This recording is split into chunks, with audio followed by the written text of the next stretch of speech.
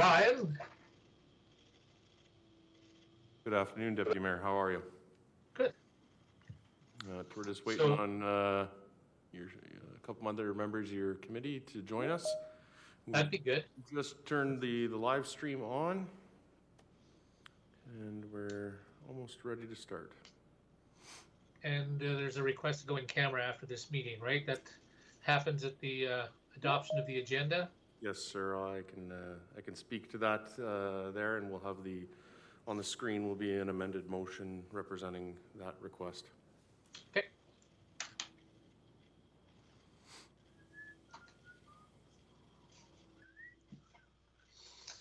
Hey, Rob.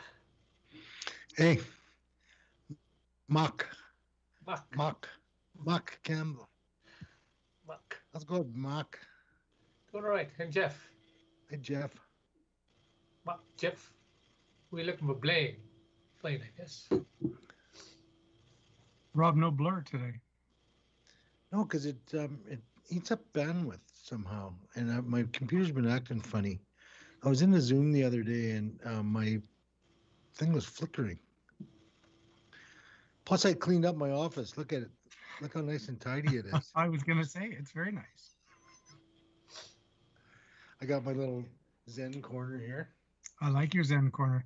What is that on the corner of the desk? Is that a heron or something, or is that just a lamp that I can't make out? This? Yeah. It's a brass worm. It is a heron. Nice. And then look at Bruce Lee.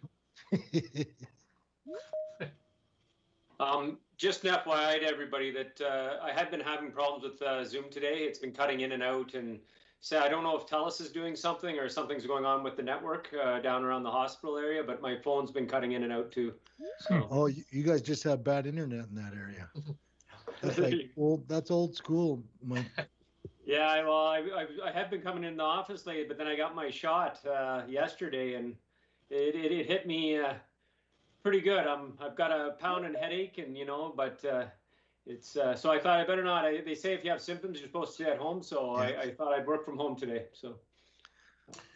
Hey, Mike, how many people come up to you and say, "I loved you" in Back to the Future? Is that old now? I almost said that the first time we met. I was gonna hold off, but it's been a few weeks, so. When people find out my real name, everybody, when they say Michael J. Fox, there's a lot of different references. Yeah,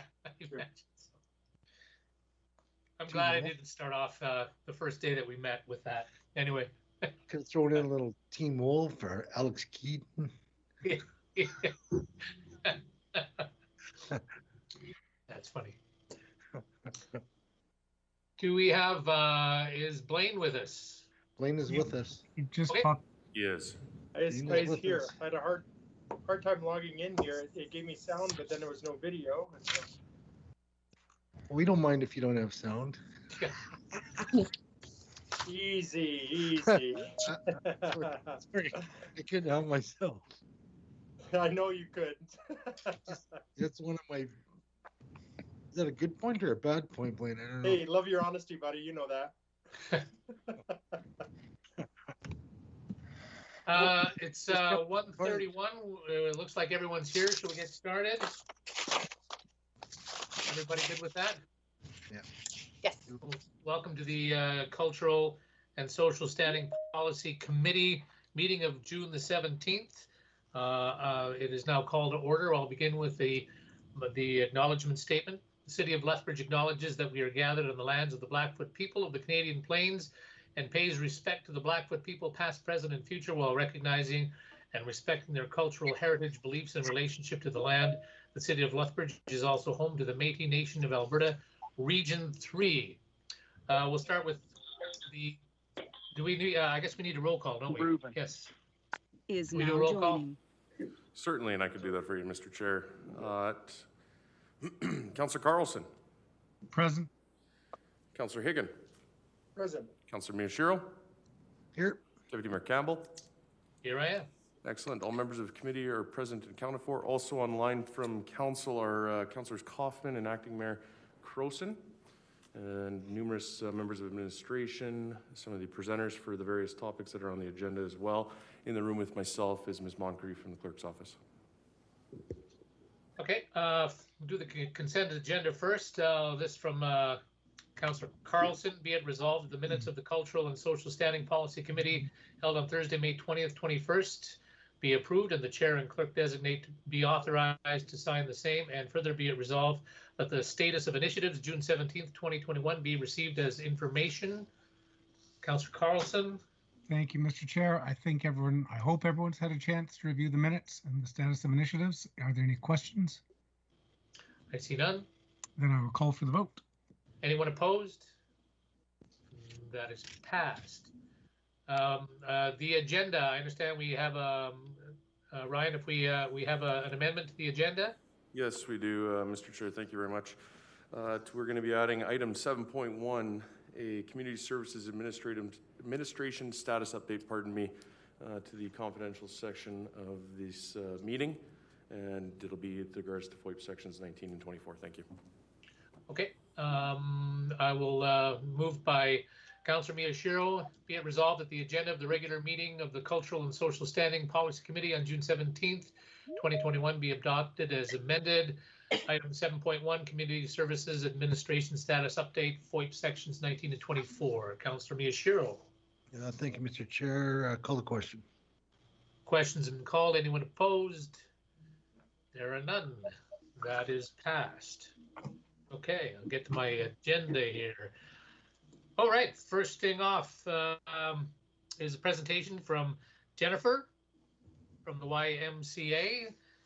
Jennifer Petrocek-Kolb, I assume you're here? I am here, yes, Okay, thank you. well, welcome, thank you. Thanks for being here. Take it away.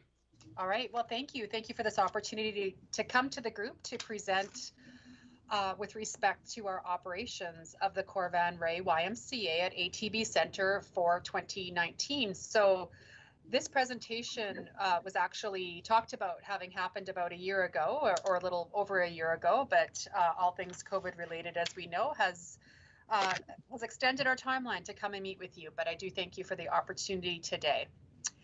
So I'll jump right into it with the information that we've prepared with respect to our operations to this point. So we can flip to the next slide. So in 2019, we opened this facility on May 4th of 2019. And so we're excited to present what were the members on roll for 2019. Month by month, you can see there in the chart that we had a continuous and marked increase in members to the facility from right from our pre-sales period, which was in April of 2019 through to December 2019. The pro forma on this facility with respect to operations did propose or anticipate that we would have a 4,200 average members on roll. And that information came from the work that the city, and at that time, Ashley Matthews and I were doing around interviews of several various sizes communities across Western Canada, namely in Alberta and British Columbia. So the really great story about this is that, as you can see, we almost doubled that anticipated members on roll by the time the end of 2019 came around. Next slide.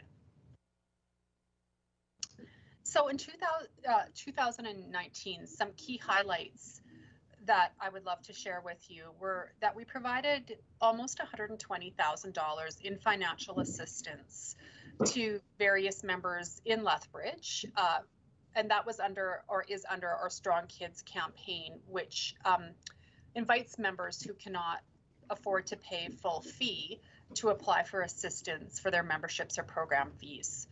We had 300 individual donors to that campaign. We had 180 staff average on roll each month and 50 volunteers as well to promote and provide our services, programs, and memberships, and to allow us to operate everything from volunteers in fitness to funds development to front desk to maintenance. We covered the gamut of locations and areas where we utilized volunteers as well as staff. we had 370,798 member and drop-in visitors. So that could be a member who came every day and scanned in, or it could be a variety of, or is, I should say, a variety of drop-in visitors and members at various frequencies throughout the year. But most excitingly, I think for most of the folks here too, we were able to return to the city over $682,000 in excess revenues from operations in this first year. So a really great success story for both the city and the Y with respect to operations of this facility in its first 8 months. Exiting. I'll pause there. I don't know if there's any questions or if I should wait to the end, but I'm done with this slide if there aren't any. We can move to the next. So on our website, we publish an annual report, and you would see on our website the annual reports for the last several years. So the slide that you're seeing here is a clip out of our most recent annual report. I'm sorry, not our most recent, the one from the year before for year ending 2019. That breaks down some of the key numbers of users and participants of the Corban-Ray YMCA. Interesting to note, 76% of drop-in visitors were residents of Lethbridge, and 24% of drop-in visitors were non-residents of the Lethbridge area, and some of those as far away as Europe. We had some from England and certainly the most southern areas of the United States. So, you know, it allows us to think about how we promote drop-in use through Tourism Lethbridge and through other initiatives that we have going forward, seeing it as a facility that people who come to visit Lethbridge really do want to make a point to come and visit as well. So you can learn more about that. The link, showing at the bottom of the slide there around our annual reports, bylaws, plans, and policies section of our website. So moving on to the next slide. In January 2021, our membership continued to grow all the way through February to 10,000, over 10,000 members. And then we were closed by order of the city and the province at that time on March 15th of 2021. So that's sort of where things turned a little bit for us in our, I guess, our story around our operations, as you all well know. And so we can go to the next slide where I will talk about some of the highlights for 2020 regardless. So our new strategic plan for the Association of the YMCA of Lethbridge was approved by the board on March 10th of 2020. And in that plan, we talk a lot about how the YMCA is now feeling positioned and better poised to continue to increase our community programs at this facility, but also outside of this facility. The closure on March 15th meant that we had 189 staff at that time placed on temporary layoff, and we remained with 13 core staff positioned and prepared for us to be able to reopen. And as you recall at that time, it was sort of like in a couple of weeks, we'll all be able to go back to normal. We were able to reopen for our fitness aquatics programming and general programming at the Corban-Ray YMCA to public on July 18th. So the closure really took us through 4 months. We did operate through the end of 2020 and then were closed again by provincial health order on December 13th of 2020. Regardless, though, we did return for the 2020 year $275,000 to the city due to excess revenues from operations. So next slide. And when we talk about that return of excess income, we would have to give credit in many ways to the fact that the YMCA was eligible to apply for and did apply for the Canadian Emergency Wage Support funding, which covered 75% and continues to cover right now of employee wages to a max of $847 per week per person. We did receive a total of almost $2 million of the Canadian Emergency Wage Support funding through 2020. And we also applied for and received Community Foundation Emergency community support funding for $15,000 to support people with the expenses of day camps for their children. Next slide. We roll into 2021. Here we talk about the community emergency wage support funding that we continue to access. So for the first 5 months of operations of 2021, received $663,000 of this funding from the federal government as well. I mentioned there are some other grants that we applied for and have received. And I guess I mention all of this because it really does speak to the YMCA as a charity partner within the city-owned facility, and how that charitable status has allowed us to access a great deal of funding that has permitted the Y and the city to be successful through a pandemic, at least financially, as we move ahead and prepare to reopen very soon in what we hope will be a more normal fashion. Next slide. So looking ahead, because of our charitable status, the YMCA will be able to access the Alberta Now Employee Support Program. The Canadian Emergency Wage Support funding will continue through September, although on a declining balance starting here in July as the program wraps up in its entirety from the federal government. We are working on our Certificate of Recognition certification, which was part of one of the conditions in the operating agreement that the Y would achieve that certification within 3 years of operation, and we anticipate to be able to do that within the next 3 or 4 months. And we're working now with the City of Lethbridge to revise the emergency response plan for the facility. That includes the other partners within the facility as well, like the Curling Club, Minor Hockey, and the Figure Skating Club as well. Next slide. So the YMCA has made its announcement that we are opening on July 2nd to what we expect to be almost all of our previous programs. There are a few amenities within the facility that we will be waiting until September to reopen. But at this point, we expect that people would have full access to the fitness center, the field house, the gymnasiums, the pool, the aquatics facilities, and most of the youth program spaces. When I talked about our strategic plan back in March of 2020 being approved, a big piece of the success of that plan was around that community program implementation that we had dreams about. And as a result of the pandemic, we did delay the bringing on of a community development manager. We since have gone ahead and hired this position. And as a result, we're going to see new community programs being offered through the Cor Van Ray YMCA starting as early as September of this year. I've been working with Robin Harper, and we are updating the operating agreement. There was identified through our first year of operation some key wording changes to allow for more clarification onto some of the clauses that are within the operating agreement that don't substantially change how we operate, but just make things more clear for people like auditors and lawyers as things come to light as now we're into the facility. And soon we will begin the budget and operational subsidy review discussion with the City of Lethbridge for the years of 2023 and going forward. Next slide, please.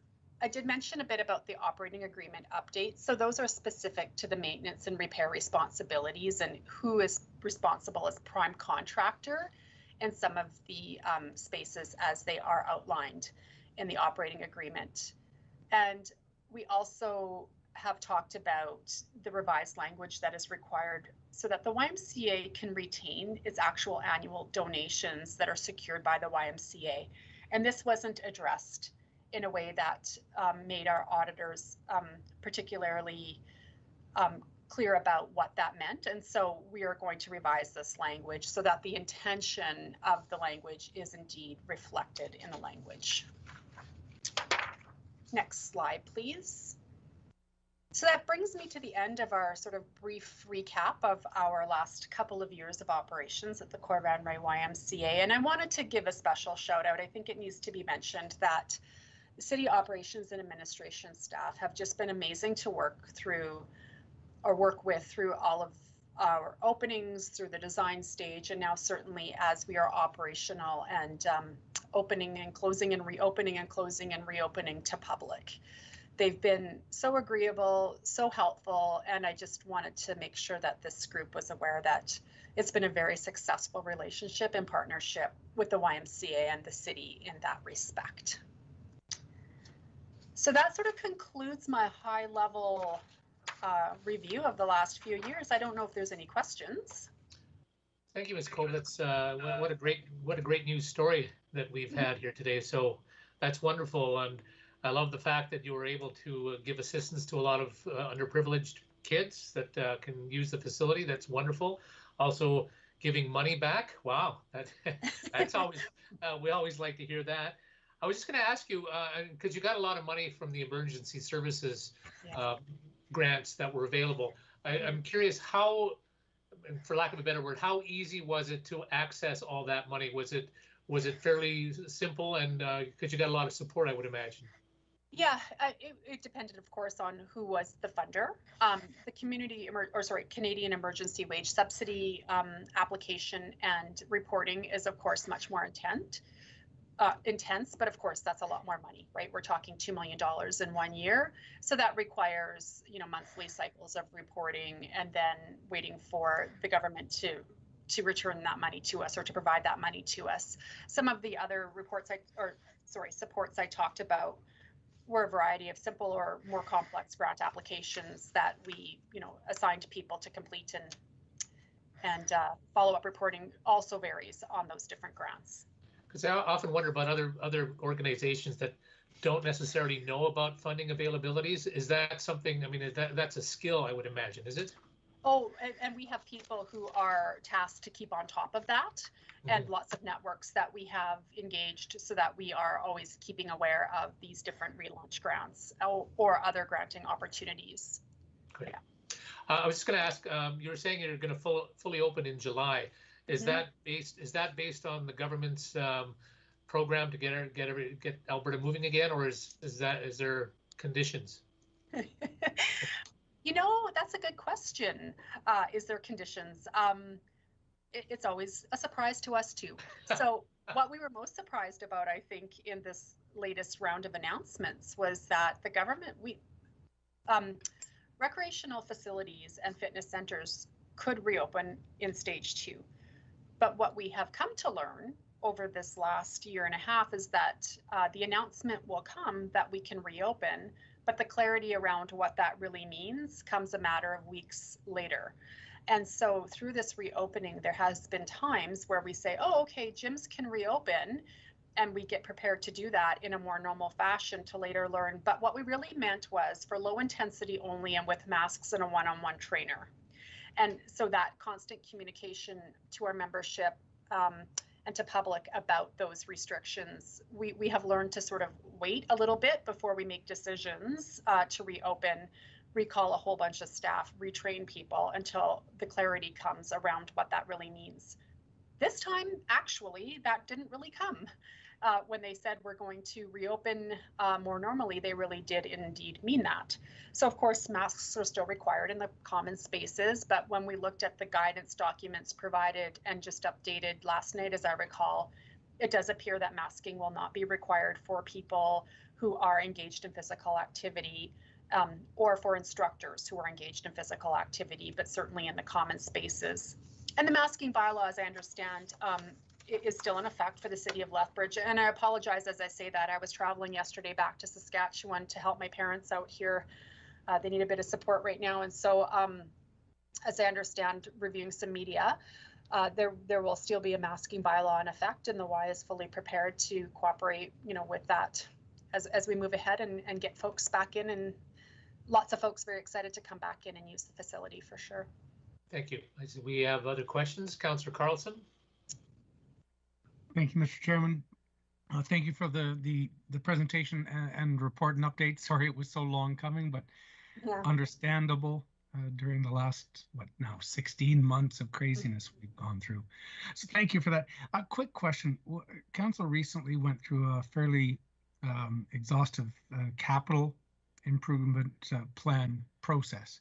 Yes. And one of the things we kept hearing about from the community and individuals was the lack of indoor gym space, Right. similar to the field house. And when we invested in the ATB center, the field house, we thought that was going to be one of the solutions. Is that facility being fully utilized? And are there any lessons learned or changes we can make to make it more accessible or better accessed? I'm just curious about that.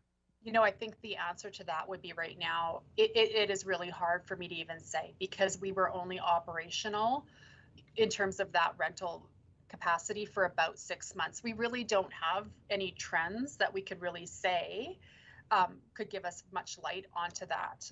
Certainly, we do have rental space available. That was always allocated as part of our facility rental planning. At the same time, also access to members and that use of spontaneous activity were important around that field house rental piece.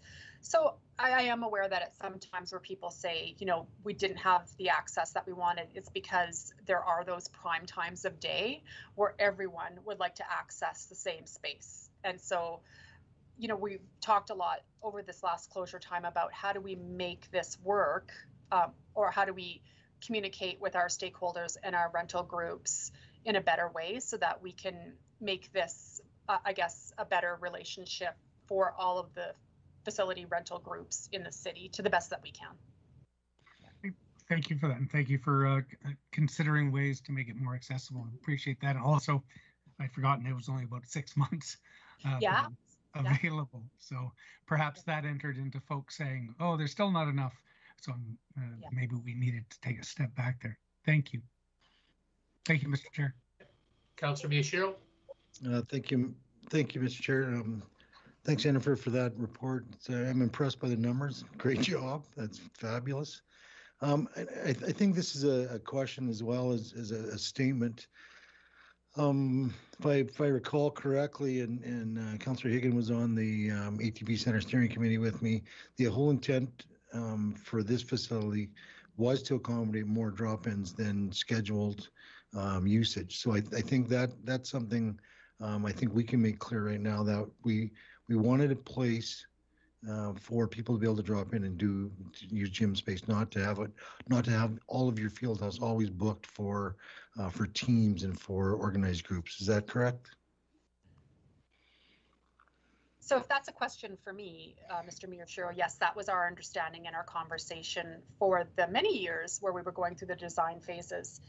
The funny thing about this pandemic is that really, and the restrictions that came really was, that would be great, except no. Now you have to have everybody booking in and clocking in and checking in. And so when I talk about not having trends even on that use, other than those first 6 months, we hope to understand more about what that means moving forward. But you are correct.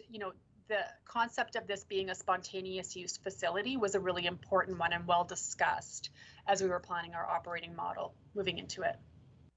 All right, thank you. And I saw Mr. Harper nodding his head yes, so we're on the right track. Yeah, I completely concur with that. All through the discussions when we were doing design and in working with the YMCA, that was a key part of that discussion, was to make sure that there was space for the community to drop in on a non-planned, non-schedule basis. Right. So moving forward, good luck with that after COVID. Yeah. Are there any other questions from councillors? I see none. Thank you so much for the presentation and good news story for today. Yes. I have a resolution now from Councillor Higgin. Be it resolved that the Cultural and Social Standing Policy Committee received the report presentation and attachment 1 regarding the YMCA and Corvan Ray ATB Center operations report for information. Councillor Higgin. Thank you, Mr. Chair, and I will just call for the vote. All right. Anyone opposed? There are none. That passes. Thank you very much. All right. Moving next to our next presenter, Darren Martin, CEO, Sir Alexander Galt Museum and Archives, and a lovely bow tie. Off you go. Thank you. Looks great. Thank you, Mr. Chairman, and members of the SPC. It's great to be with you this afternoon to engage with you through Hatley Group to discuss something that we, the board and management and the staff, feel very strongly about, which is our strategic plan. It's also great to be able to talk to you and not be in an airport as I was last time. So just to provide you a little bit of context related to what we're going to do today, the Galt developed a strategic plan in 2013 that was a strategic plan that would be for the years 2014 through the years 2024. That is part of your package. The Galt also has a business plan that goes for the years 2019-2022, which is also part of your package. As you will recall, the Galt Museum and Archives was part of the KPMG Operational Review Phase 2, which published its report in 2020, which had several sort of recommendations. The COVID-19 pandemic, as we all understand, has changed our world dramatically and has provided an opportunity for us to look at our operations, our business, our vision, as well as what we do as an institution. And during the pandemic, we were able to put some funds into a BAU, which we're expending this year, which allows us to look at our current strategic plan and develop a new strategic plan, one which takes into account accountable leadership and how we want not only the museum and archives, but also Fort Whoop-Up as part of our operations, and ensuring that our facilities are part of people, places for all. Before I turn over this engagement session to Hatley Group, just one little piece of housekeeping is that when we're talking about the Galt or the Galt Museum and Archives, think beyond just the institution itself. Think about Fort Whoop-Up as well.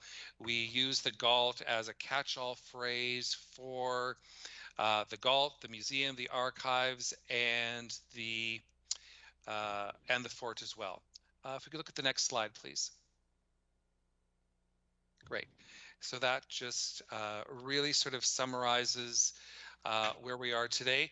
We went through a competitive process late last year to select a team of consultants who would help guide us through the strategic planning process.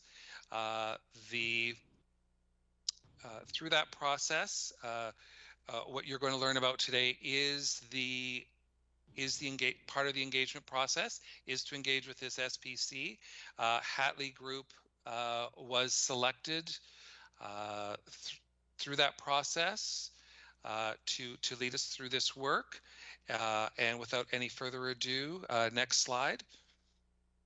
I'd like to introduce Alexandra and Crystal, who will talk about Hatley Group and will engage you as members of the SPC. So ladies, please take it away. Thank you, Darren, and thank you, Mr. Chairman, and members of the SPC. So I'll start just by talking a little bit about who we are, and then we'll turn it over to Alex to hear from you guys, which is really why we're here today. So Hatley Group is a full-service consulting firm working in the not-for-profit and public space. We provide strategy, planning, policy development, and other management and governance supports to the sector. Our clients are often working in culture, heritage, and community, and we have come up through the museum sector here in Alberta and have worked with many Alberta museums, including the Galt, Fort Whoop-Up Interpretive Centre, and Helen Schuler Nature Centre over the years. We have a team of 6 associates and a small staff, and we were founded as a partnership between Alexandra Hatcher Consulting and my company, Purple Aspen Inc. in 2019, though Alexandra and I have worked together in many capacities for over 15 years. By way of introducing ourselves, Alexandra is joining us today from Treaty 7, where she works and lives in Calgary. As an employee, board member, facilitator, contractor, and volunteer, Alexandra has worked with and for not-for-profit and public sector organizations throughout her career, facilitating visioning and strategic planning work, developing policy, and building capacity in the arts and heritage sector. Alexandra has worked with a variety of organizations, including Arts Commons, TELUS World of Science Edmonton, and the Leighton Arts Centre. Alexandra holds a Bachelor of Arts from the University of Winnipeg, a certificate in Arts and Cultural Management from MacEwan University in Edmonton, a Master of Public Administration from the University of Victoria, British Columbia, and is alumni of the Getty Center's Museum Leadership Institute. She has extensive experience working in municipal and provincial settings, including as civic partner consultant in the Arts and Culture Division for the City of Calgary, as the Executive Director of the Alberta Museums Association, and the Director of Site Operations for Alberta Culture and Tourism. Alexandra is also the facilitator for the Mohinskis Public Art Guiding Circle since its inception in 2017, and has led the process for benefits-driven procurement, public art, and Indigenous Peoples Project at the City of Calgary to develop a parallel procurement process for Indigenous artists and vendors.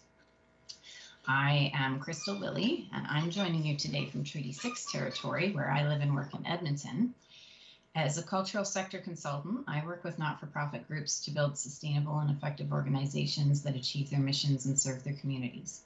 I specialize in the areas of project management, policy development, program review and planning, and I serve a broad variety of clients from small arts cooperatives to municipal and provincial government agencies and departments, including the Edmonton Arts and Heritage Councils, Calgary Stampede, and the National Music Centre, as well as the city of Lethbridge, where I worked on an emergency planning project with the city's museums and cultural institutions a few years ago. I have a Master of Arts from the University of Alberta, a professional specialization certificate in cultural heritage sector leadership from the University of Victoria, and a Bachelor of Arts in History and Political Science from Concordia University in Edmonton. I am the editor and project manager of the Standard Practices Handbook for Museums 3rd edition and Help and Emergency Preparedness Manual for Museums 2nd edition. Both publications are used in museum studies programs and sell internationally. So on this role, on this project, my role is largely project management and reporting, and Alexandra is our facilitation and engagement lead, and thus she will be guiding us through the questions today. Next slide. Great, thank you, Crystal. Hi, everyone. It's a pleasure to be here today. So today's presentation is actually not quite a presentation in the traditional sense. It's more of a true engagement session. So we are wanting to actually have a conversation with the members of the SPC. And I'll give a little bit of background into the stakeholder strategy that we've been embarking on developing with Darren and his team. But before I start that, I do have one question for Councillor Campbell, Mr. Chair. How much time do we have with you this afternoon? I just want to confirm. I think you can go as long as you want. Okay. Oh, wow. Yeah. Okay. Thank you. As long as it doesn't go into Tuesday.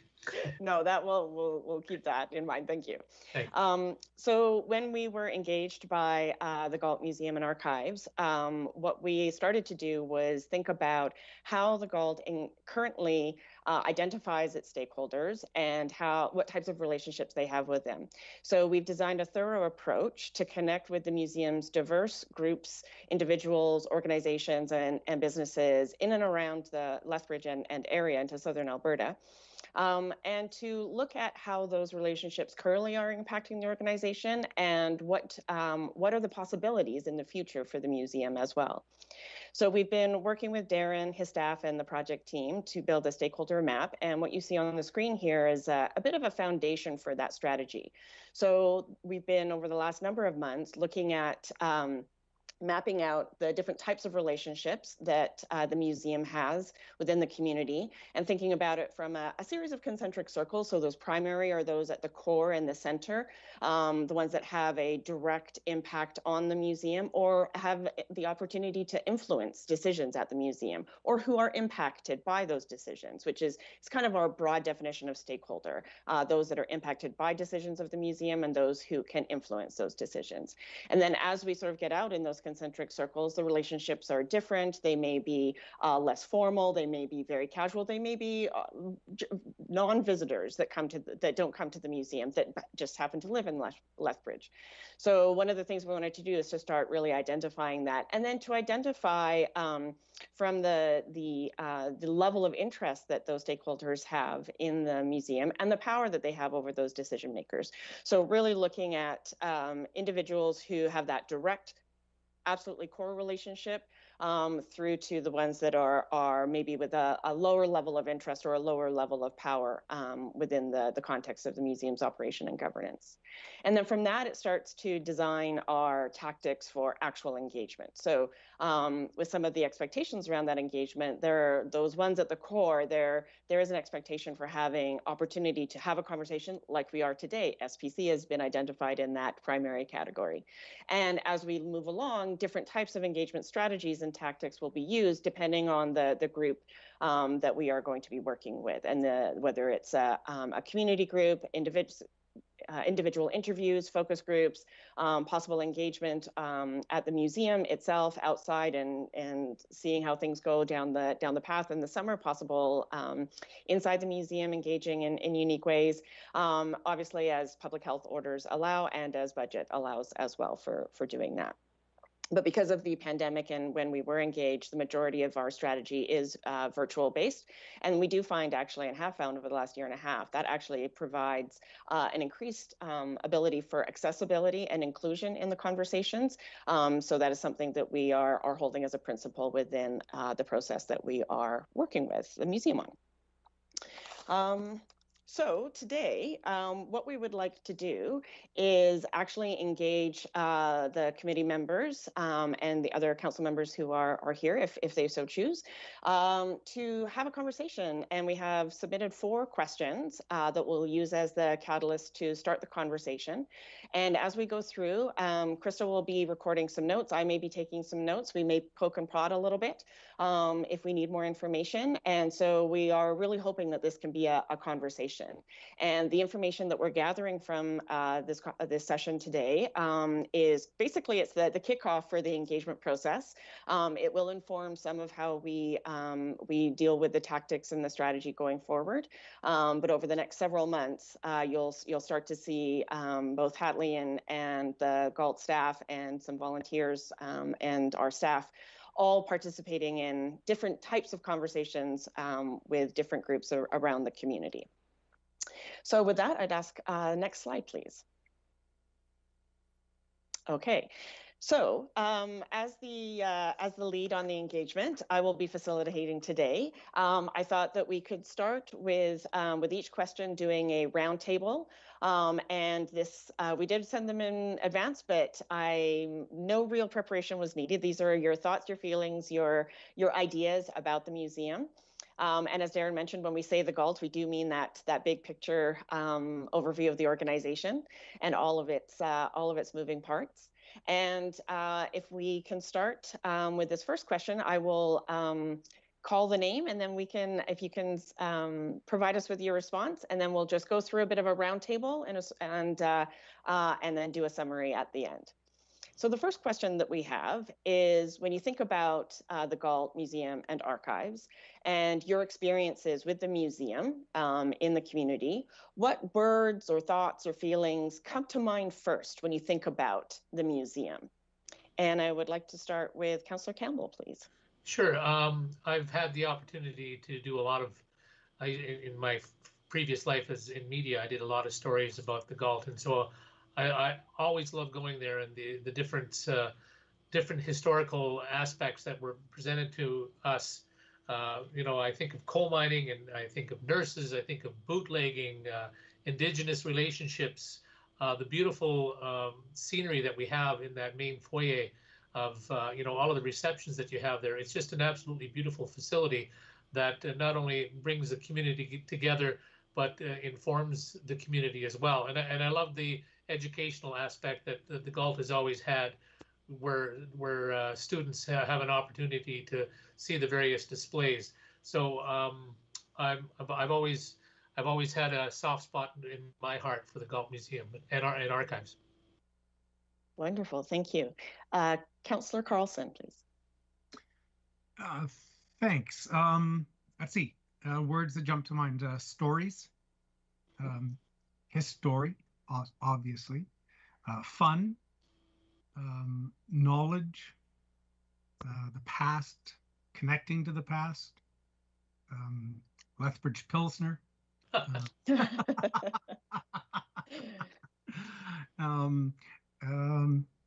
Those are the types of things that spring to mind. Those are the words.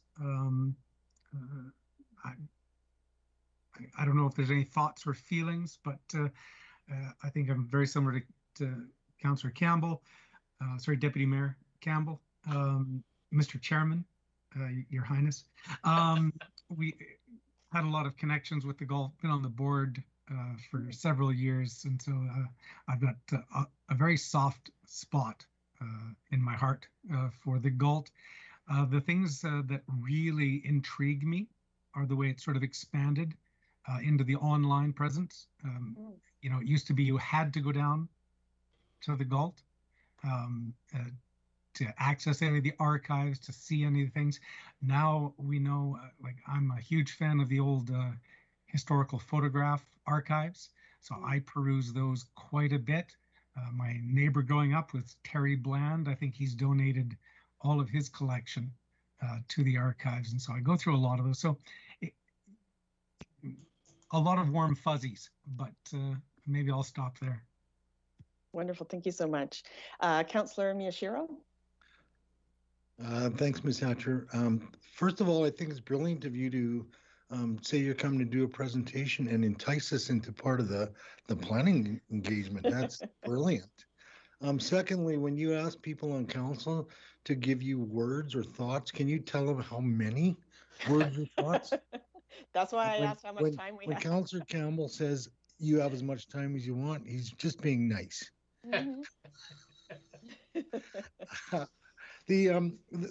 Certainly the things that I think about when I think about the Galt Museum is engagement.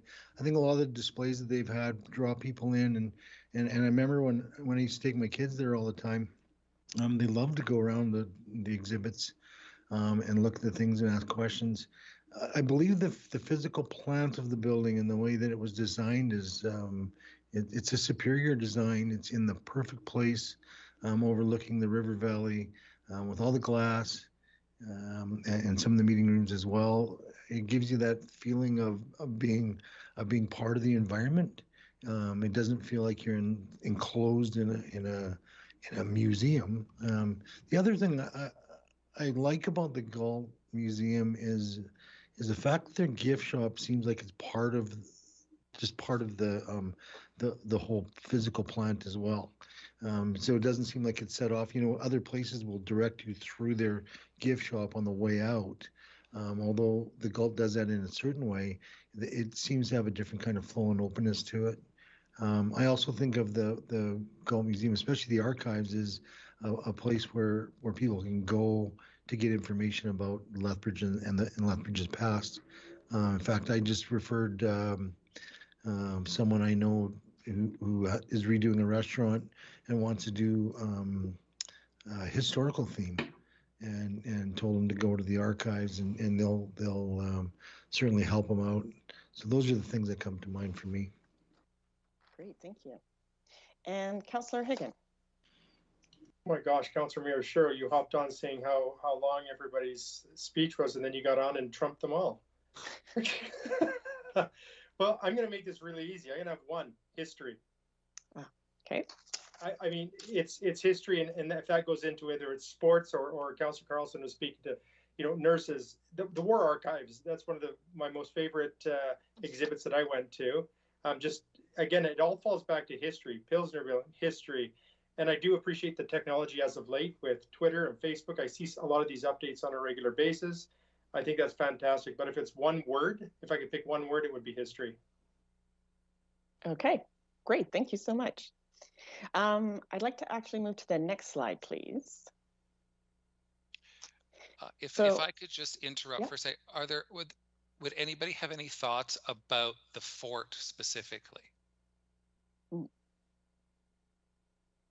Sure. I mean, that kind of leads into my the next question. You're going to say, well, if you could change one thing about the Galt, what would it be? And I would think that trying to all encompass it, and I know there's efforts to do that, to sort of have the fort kind of being really accessible from the Galt. And I know that's not always the easiest thing to do because you're going down another level. But I know that a bus program, you're instituting that, and I think that's really valuable. That's I think that would be a really great asset to the Galt, to really have an ability to get down to the fort as as part of the Galt Museum. Mr. Chair, part of my comments when I was talking about the history and the fun section, that was sort of what I was referring to with the fort.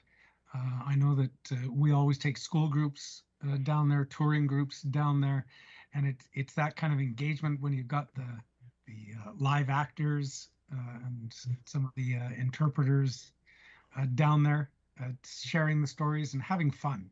That's the fun part of the museum to me, aside from the Lethbridge Pilsen. Yeah.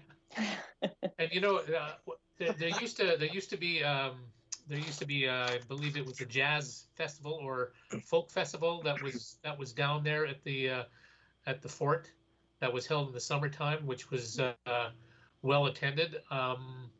There's those issues with accessibility again with the fort. I think especially if we're going to get a bigger crowd down there. But so that's something that's popping up into my mind right now as we deliberate with each other.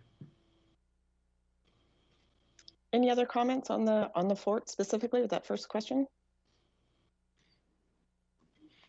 No, I think the Galt has done a great job since they've taken over the fort. And again, there's limited resources that you throw at all the exhibits and things that we have. But the fort's a valuable piece of history, I guess, even though it's not the original location. However, I think it's important that we continue to support some programming at the fort.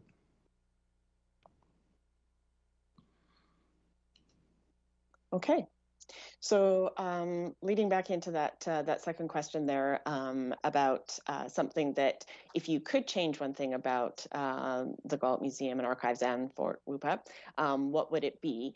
And I'd actually like to start with Councillor Hagan on that one. Change one thing. Accessibility, I think, between the two is important, since we're talking about the fort as well. I think that's an important part, just having the accessibility between the two. Now, or directions, I guess, if somebody is there, just the availability, this is where it's at. We may not need to have a bus. A lot of people like to travel by their vehicle or whatever. So, and there's plenty of parking there. So just being able to direct them to a way that they can get down to this other tourist attraction. So I think that's the one thing. And in there, I didn't see the last time, and maybe that's changed. So correct me if I'm wrong, that there wasn't a lot to direct signage. Like we also have the fort, and I didn't see that. So I'm sorry, correct if I'm wrong, but that's just what my perception was. So increase that wayfinding. Absolutely. Okay, great. Councillor Miyashiro, one thing you would like to see changed? Well, yeah, I'd have to echo what everyone else has said. If there's a different way that you could connect the museum proper with the fort would be advantageous. I don't want to say it's one thing I would change. That again takes a lot of resources to pull off, and a lot of planning. And anyway, I think that would be great. Other than that, I can't think of anything else that I would change. Okay, fair enough. Thank you. Councillor Carlson? Thanks for that. I was going to be cheeky and say better blinds on the windows. That was going to be mine. Because that is one of the issues I've always had in events there with the blinding sun. But you know, I'm going to be honest. I have not been in the Galt for close to 2 years now. I don't know that many people actually have, unfortunately. I'm hoping maybe things have changed, but from my perspective, and I don't know how to put it, I want to say louder. It's something that museums, libraries, they've always had this elitism. I don't want to put it that way, but where you walk in and you're going to get shushed and, oh, we don't. And every time I walk into the Galt, it's dead silent. And you sort of walk in and you look around and it doesn't feel overly welcoming or inviting, if that makes sense to anyone. And I know libraries have changed over the years, and now they're kind of places where you go in, hang out, listen to music. It's a fun place, and I'd love to see that in the main part of the Galt, which you can see behind me. The Fort is a different experience. It is loud and raucous and kind of fun, but I'd like to see more fun, more finding ways to make it more inviting, if that makes sense. Yeah, it makes complete sense. Yeah, thank you. And Councillor Campbell. Well, as what everyone has said, blinds, wake up George the Ghost and have him come up and engage. I honestly, I love the museum, and actually, you know what Councillor Carlson was saying, that is true about sort of walking in to that museum and that hushed atmosphere. So I kind of agree with that. And hard for me to think of one other thing that I would change right now. It's I think it's, you know, from the days that it was just the part of the hospital that was there to what it is now. It's been an incredible change, and I think it is a really important part of the city. Okay.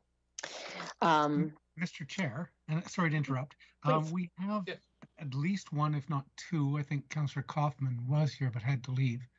We've got a couple other councillors, or at least one. I don't know if they wanted to share anything or if they'll just raise their hands if they have something to add. Yep, that's fine. Any other councillors that are online that want to say anything? I see Belinda. Hi, Alexander. Hi, Crystal. I am going to assume at some point they're going to be speaking to the Lethbridge Historical Society as a community group, and I put on that hat and I can do my say then, so I'm fine. So thank you. Yes, the Historical Society has been identified in that primary, that center circle. Yeah. Anyone else? I think that's all of the other councillors that are online right now. So that's good to know. Okay, great. Well, actually, the comment that you had, Councillor Campbell, actually leads us nicely into that next question. So if we could have next slide, please. When you think about the role of the museum in the community and in some of the work that's being done around planning for recreation and culture in Lethbridge, what do you see as not just the role, but what the meaning of the museum in the city of Lethbridge, and both community and also the corporation city of Lethbridge, and how does it connect to your work, and what would you like it to do? Okay, I'll start on that. Sure. It's, as I said, I think it's a jewel of the city. I think it's important to know our history. I think it's important that the rest of the city really understands that this facility is here.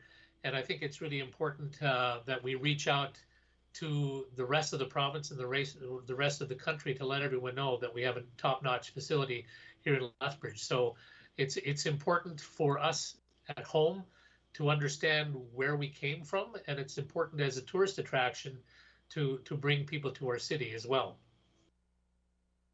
Great, thank you. Councillor Miyashiro? Yeah, I would have to agree with that, that it's very important to the city and to the residents, and it does provide that background to just about everything that we do.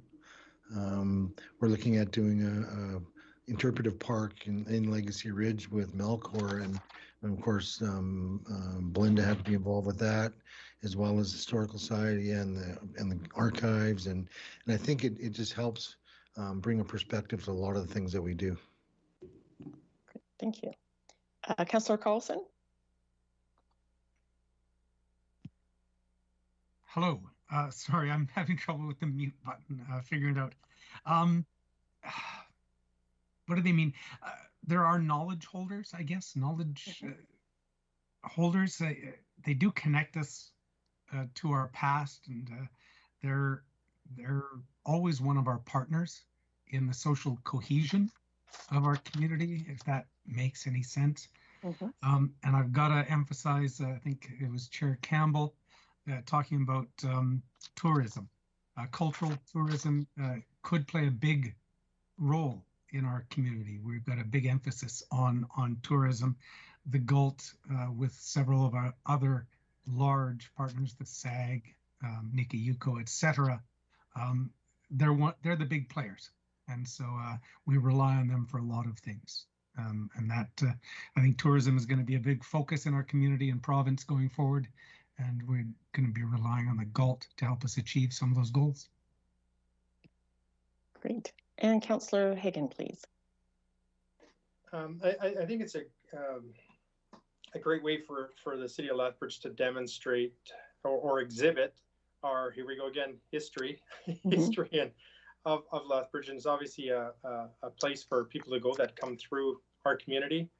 I say demonstrate because I know I used to really like the live demonstrations they have down at the fort, and it's been continued on, and changes come, and it's been something really great to be able to see. So, and I do bring up something, and I know it's really not to this, but something I guess that I like to see through Lethbridge is when we go away to different conventions and stuff through AUMA or FCM, usually FCM.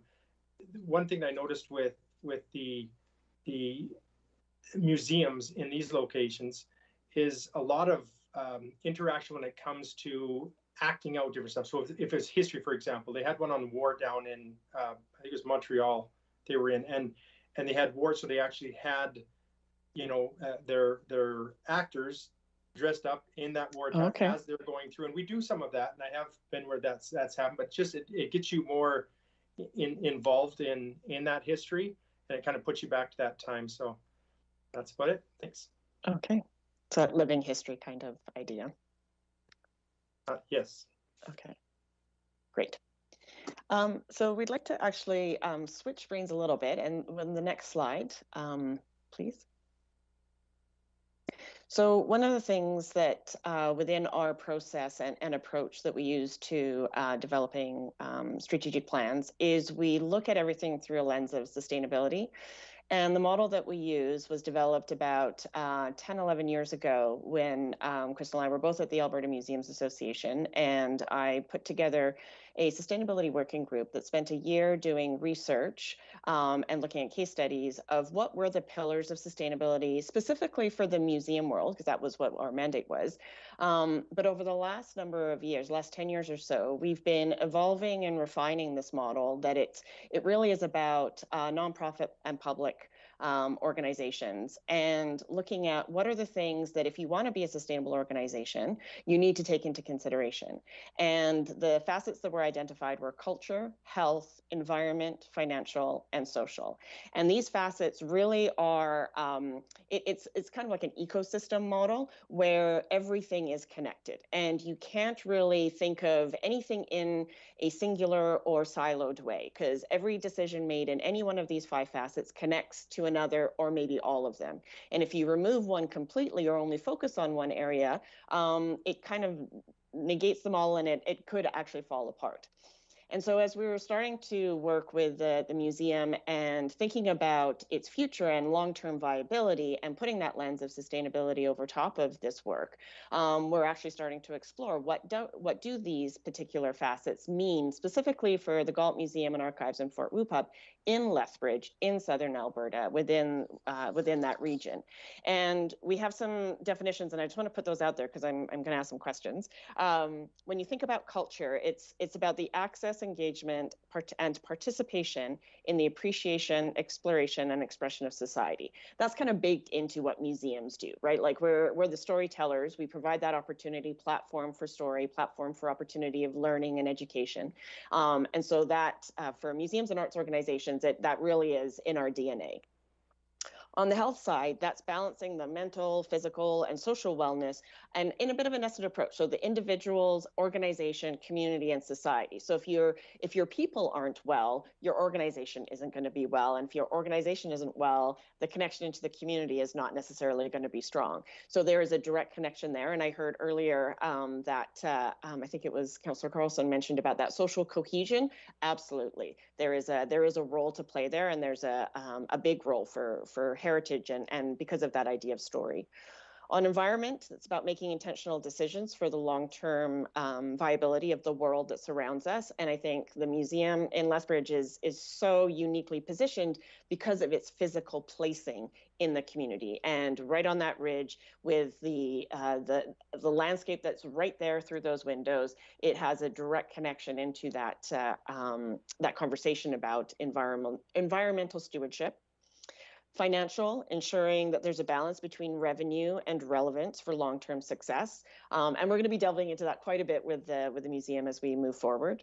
And social responsibility, social health. And that's about actively contributing to positive social change within communities. So working with partners and collaborators on identified issues where the museum can contribute to addressing or even solving issues, whether it's providing safe space or providing resources, or just providing an opportunity to for a place of comfort and peace for people who are dealing with issues, a place of healing. So all of these 5 facets come together in that sort of that lens of sustainability. And can we have the next slide, please, for the question? So that question really is about thinking about those 5 facets, so culture, social, health, finance, environment. How can the museum play an active role in the overall sustainability and the future of the city of Lethbridge? So really thinking about long-term and thinking about that viability and what should the museum be considering as it builds its future. So I'll start with Councillor Carlson, please. Why couldn't you start with my one-word answer? That's a whole lot. It is, yeah. To consider.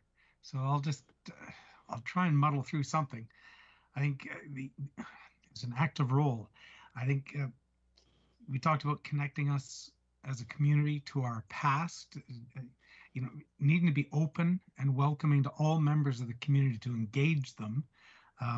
And building, I'll put it as a sense of pride in community, learning from the past, and whether that be our achievements or some of our mistakes and missteps that we've done as a community, even as a culture, and using that to help inform our future directions as a community. I don't know if that answers your question, but that's the word salad that came out. So thank you. That's great. Thank you. Councillor Hagan? I literally have nothing on this. Sorry, I'm going through it here, jotting.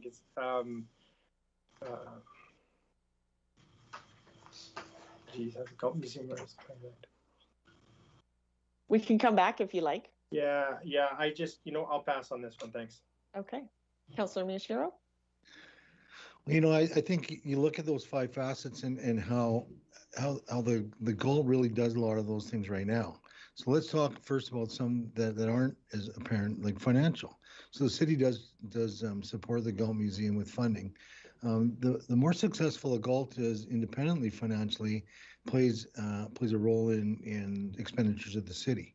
So if by some miracle the Galt was independently sustainable financially, that's less dollars that the city would have to commit to the operation of the museum. So if you look at it from that perspective, that does have a sustainable impact on the city. In terms of social and health, you look at the programming that the Galt does that engages people, and we've all talked about bringing people in and reaching out to people, different school groups and new Canadians and newcomers to Lethbridge in particular.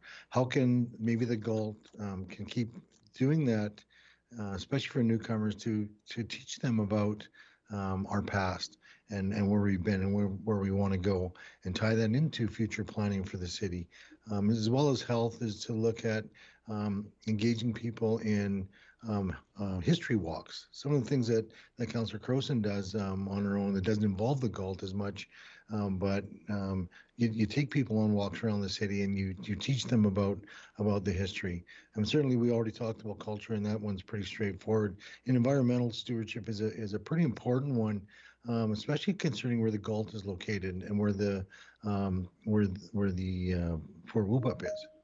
Right, be great environmental stewards of the coulee and the river valley, show people what that means, and play a role in terms of sustainability for those kind of facilities in close proximity to the coulees. Great, thank you. Great point. And Councillor Campbell, please. What Rob said is good. I think what I would add to that is communication. Communicate to everyone all of these 5 facets that are important, that they mean something, that they matter. There's a lot of perception of it's the Galt Museum, just about old stuff, I don't care. It matters. All of that matters, and to pass that on to everybody in the city in some way, and then by that also encouraging that information to be sent out to everybody across the province and across Canada, that these things really do matter and they affect who you are, where we came from, and what we're going to do in the future. So that would be my addition to that. Okay, great. Thank you so much. So we have 2 final questions before we wrap up. And the first one is, so when you think about what has been put forward today, is there anything that you would like us to take away as the most important concept, either that we've talked about or that you haven't had a chance to share with us yet? Councillor Campbell, would you like to start? Again, I think communication. Communicate how important the Galt Museum is. I think that's the big one for me. Make it great. Don't just be satisfied to say we have a museum in Lethbridge. Make it the best museum in the world. Why not reach those lofty goals? Brag about the museum. Tell them about what we've got here, what we've managed to accomplish, what our history is, and how significant it is, and why it matters. Very bold, thank you. Councillor Carlson? This is basically just, do we have any, I'm sorry, I missed, my sound went out for a second. That's okay. What was the question? If there was anything sort of that really resonated with you today that you would like to, as like a significant concept that you'd like us to really take away, or something that you haven't had the opportunity to share that you would like to before we wrap up.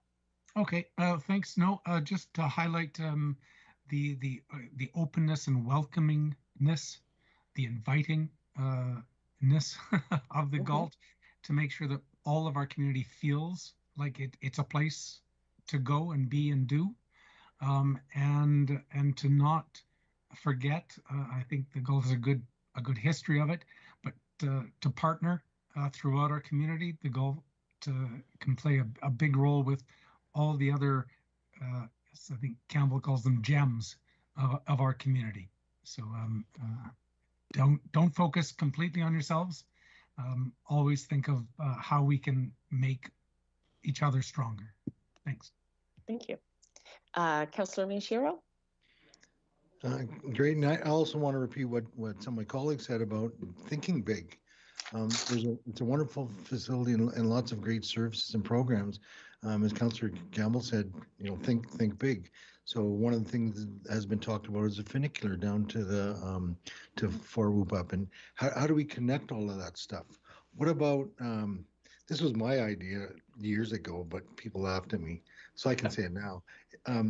What about a gondola from the university to the Galt Museum, and you can have the history classes at the Galt instead of at the university, like things like that, right? Not only would a gondola be really cool, but how fun would it be to ride in the gondola when there's 100K wind blowing down Whoop-Up Drive? Like, we'll talk about some serious jam for the Galt Museum to have the most exciting thing south of West Edmonton Mall, I guess. That would be something for sure. But I love that thinking big, having the courage to do that. And Councillor Hagan, please. Thank you. Not sure about the gondola, but that's a great thing.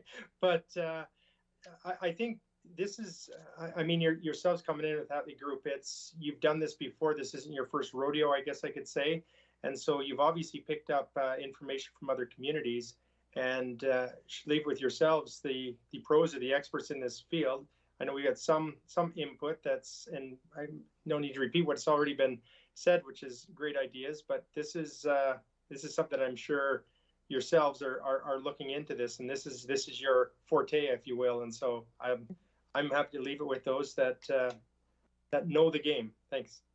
Okay, wonderful. Thank you. My final question is sort of focuses on inclusion, and we've been very conscious of that as we've been going through the stakeholder mapping process with the museum. So when you think about the voices that we should be hearing within this process, are there any that you would like to call out that are important to contribute to the dialogue, organizations or groups that we should be aware of? And we've heard, obviously, Belinda mentioned the Historical Society. We definitely have that. Are there any others that you would like us to take into consideration? I'm going to leave that an open question. I see Councillor Carlson's got his hand up. Thanks. If you can figure out how to do this, I will be very pleased and amazed. But find out how to connect to the folks who don't use the Galt and why. It's always hard because we basically always preach to the choir. We get all those who love it and experience it. Find the people that hate it and have never been in. One of the biggest complaints I get in our community is that we have a performing arts center, CASA, and I'm like, have you ever been in? It's not a it's getting those people that have these misconceptions or different thoughts. If you can find a way to access those people, I'd love to know how. Great, thank you so much. How much do you? I mean, obviously the Blackfoot Confederacy is an important part of our culture and our history. How much do you work with them, with the Kainai and the Piikani? We have identified Indigenous communities as part of our process for sure, and we'll be working with the museum with their existing relationships, as well as going into community for some of the consultation. And I just in my work here in Calgary, I have a number of relationships as well with the nations of the Confederacy. So I think we're well positioned for those conversations, and we have done quite a bit of Indigenous engagement as well. So we know Blackfoot Protocol and understand the nuances of cultural awareness as we move into those conversations. The other thing I was thinking about as well is, how to integrate the Galt Museum into the downtown, like make it part of the downtown, and to create, even as Councillor Hagan was talking about, actors that can be around downtown, get a streetcar downtown, create historical scenes from the museum that kind of wander through the city. Just part of the heart of the city, and the downtown BRZ would love to see that kind of interaction. That just, again, and that makes you yell out, "Hey, we're here! The museum is here! Come and see us!" Well, Thank you. that's right. But also is to target some of our minority populations that have grown larger in the last few years. We have the largest Bhutanese Nepali community in Canada in Lethbridge. It'd be great to engage them to get their perspective on, hey, what do you think of, what did you know about Lethbridge before you came here? What are things that you think new Canadians need to find out about what we do? Things like that. We have a large West and mid-central African community now from probably, I don't know, 6 or 7 countries, I believe. So what is important for newcomers to know about Lethbridge, so it gives them a better perspective on where they're actually living now. Those are things that the Syrian community that we took a large number of Syrian refugees in here during the refugee crisis a few years ago. Those are people that too will set the stage for the Galt whenever we have these influxes of newcomers. Is what do they need to do to teach them about Lethbridge to get them kind of understanding who we are? By that, I'm sure you have a relationship with the Southern Alberta Ethnic Association too. We have, I think it's something like 30 to 50 organizations of different ethnicities that I think would be a wonderful partnership to engage with them. Just like Councillor Miyashiro said, we do have a lot of refugees that have come in over the years, but to go along with the Japanese, the Chinese, there's so much. There's such an ethnic history in the city. It's actually quite remarkable. It really is, yeah. Councillor Hagan? Actually, I piped in there, and most of them have just already answered the questions. I was thinking more of along the line of the ethnic history, obviously throughout our community, and I don't know how that fits in with the Galt. If it's as the chair had mentioned, we've got 52, 53, whatever that number is. That's a huge amount of different cultural beliefs, and it would be great to be able to not just have all these different cultures frequent the Galt Museum or the fort, but have some history of these. And I know I've been there to different exhibits, or the Japanese exhibits. I've been to other ones like that, but maybe even more of a focus on that. Okay, thank you. For the other council members who are on the call, are there any other comments that you would like to share with us before we end? I'll wait till after Councillor Crowson speaks.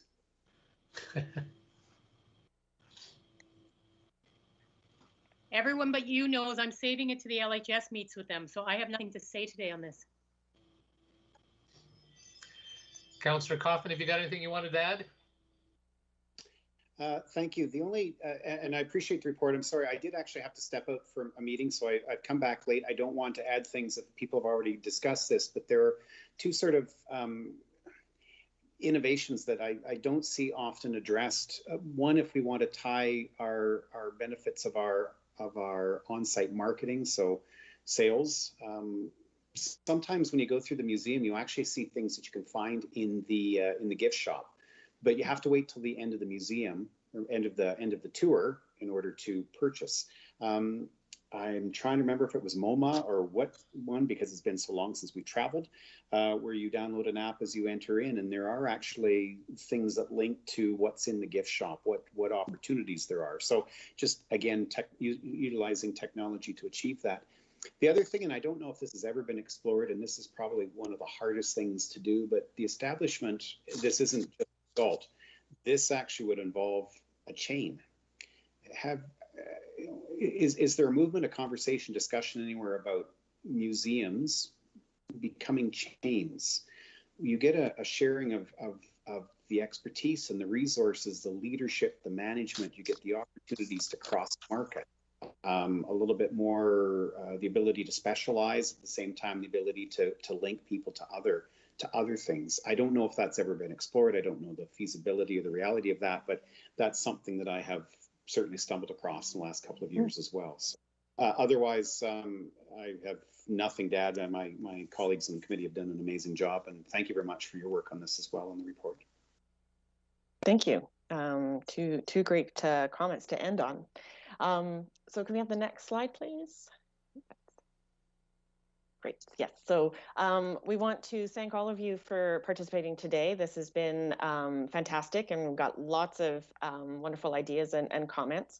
And as we mentioned, this is our first engagement opportunity, so it will be informing how we move forward. And as we go forward, I have no doubt that you'll be hearing about the process.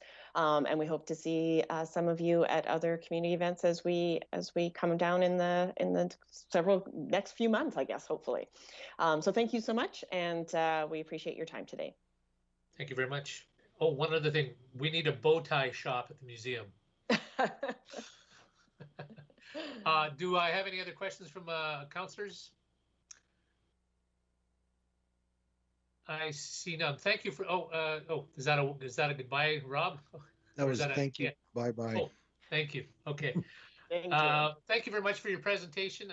And I have a resolution from Councillor Carlson. Be it resolved that the Cultural and Social Standing Policy Committee recommend the City Council receive the Galt Museum and Archives Strategic Plan as an attachment 1 and 2 as information. Councillor Carlson.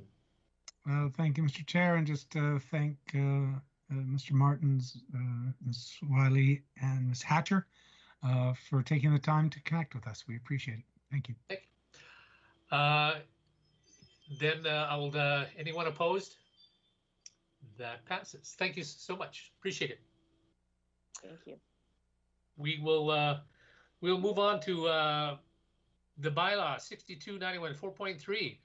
The bylaw to repeal bylaw 6129 and remove the designation of the Bentley Block as a municipal historic resource. And I see Ross Kilgore is here. Ross. Thank you.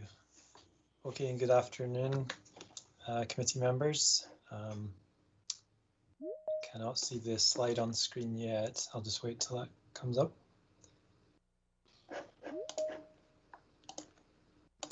Okay, there we go. Great, thank you. Next slide, please. So as you'll have seen from the submission report, I'm here today just to present on this our committee, or sorry, our role in planning and development here really isn't to provide a recommendation. That's Historic Places Advisory Committee's role, but I support that committee administratively, and so we're bringing forward this bylaw at the owner's request. So this is the structure of the presentation today, and a couple of shots there just to kind of remind you of the building that we're discussing. Next slide, please. So I'll go through a bit of background info and just briefly touch on some points from the timeline. So the Historical Resources Act allows municipalities to designate properties as municipal historic resources through a bylaw. And then if that designation is to be repealed, essentially you pass another bylaw that repeals the first one. So this bylaw that's before you today, this draft bylaw 6291, would repeal bylaw 6129, which was the designation bylaw for the Bentley block. So under the Historical Resources Act, municipalities can designate a property without the owner's consent or request, but here in Lethbridge we've never done that, and it's our policy not to do so. So we always get an application from the owners to have it designated, and they also sign a compensation waiver agreement. So back in 2018, the owners of the Bentley block applied for designation, and council designated it in October of that year. The following year, the owners obtained development and building permits for a complete renovation of the building. Next slide, please. They were also allocated $150,000 under the HOCHIP program for 5 residential units, although that money hasn't actually been paid yet because it's paid at occupancy. The owners started the renovation works on the building, but then the work halted, and then early this year the building was put up for sale.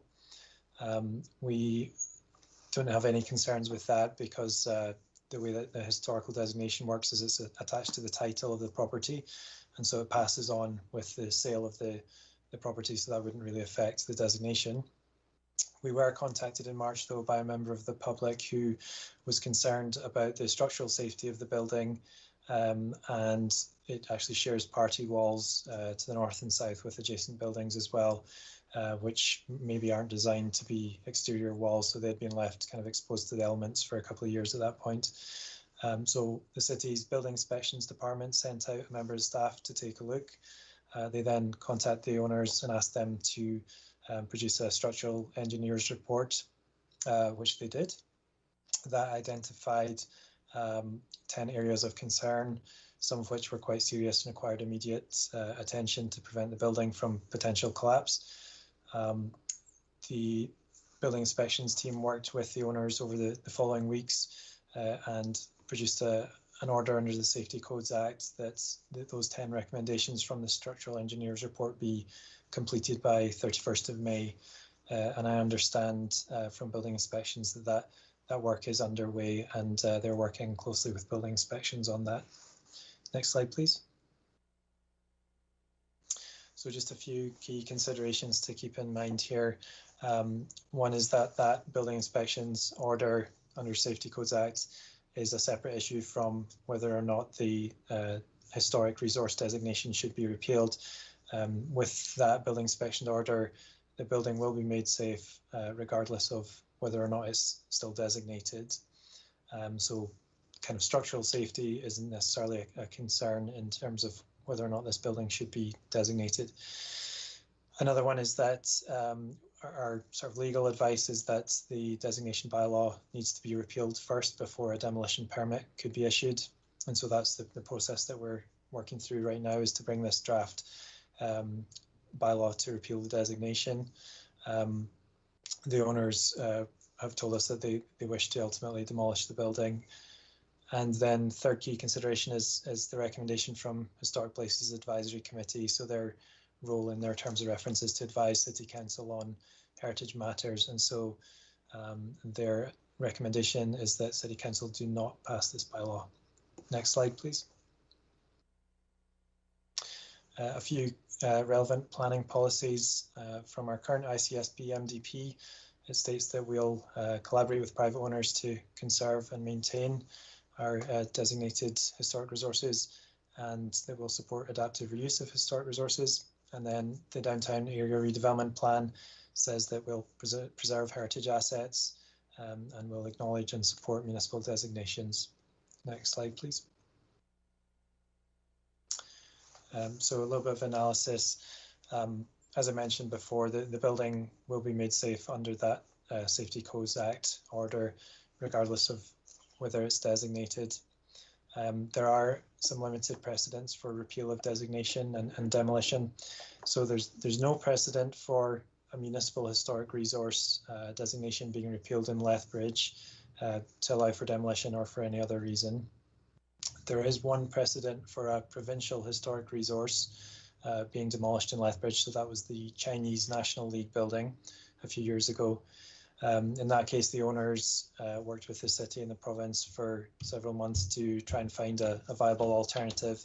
But ultimately, the city had to order a demolition order under the Safety Codes Act. And then following demolition, the province repealed the provincial designation. And then there's one precedent for a MHR being having its designation repealed in Alberta. That was the Harvey Barn in Strathcona County. So essentially it was a barn on a family farm. It was very old and kind of structurally unsound, and the owners couldn't afford the $100,000 or so to repair it. So they requested that the designation be repealed, and so then that was demolished. There are, when we think about the future of this site, of course, there are some examples we can see from elsewhere in downtown, both sort of positive and negative outcomes, where we can see buildings that were left for years in a sort of dilapidated state before they were successfully redeveloped, like the Oliver building, or those that were eventually demolished, like the atrium. So of course, we have no way to know how this could go in the future, but worth bearing in mind that this building is certainly unique and was considered worthy of designation by City Council quite recently. It was the first 3-story building in Lethbridge, and certainly the number of 3-story brick heritage buildings remaining in the downtown is pretty low. Next slide, please.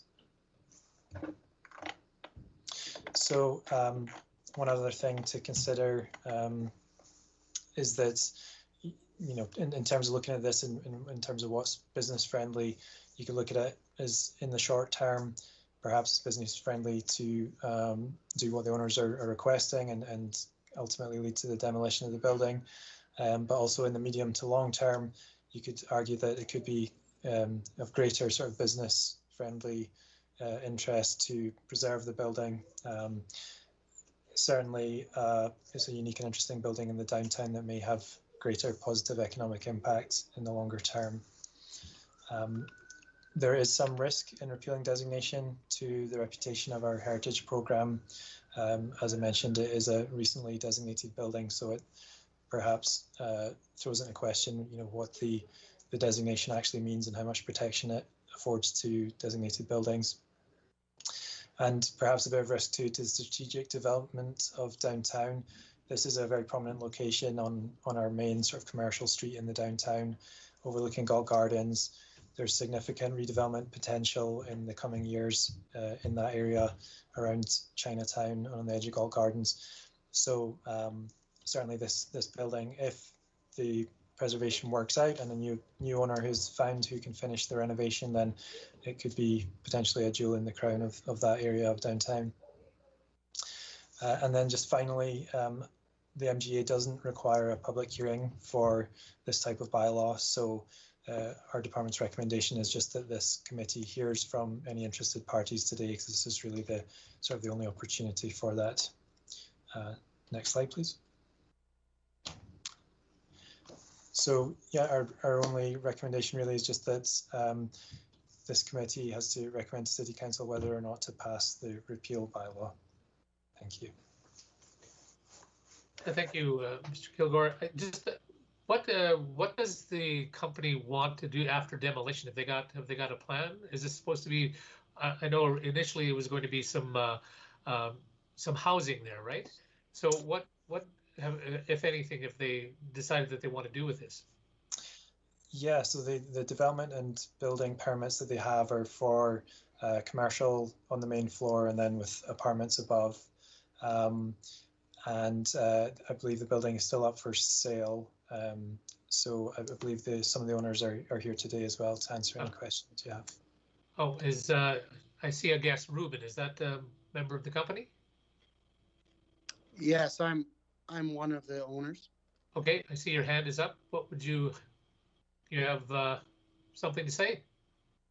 Yeah, so the main reasoning we're asking for de-designation is sheer cost. So we have had an architect and an engineer working with us for the past 3 years,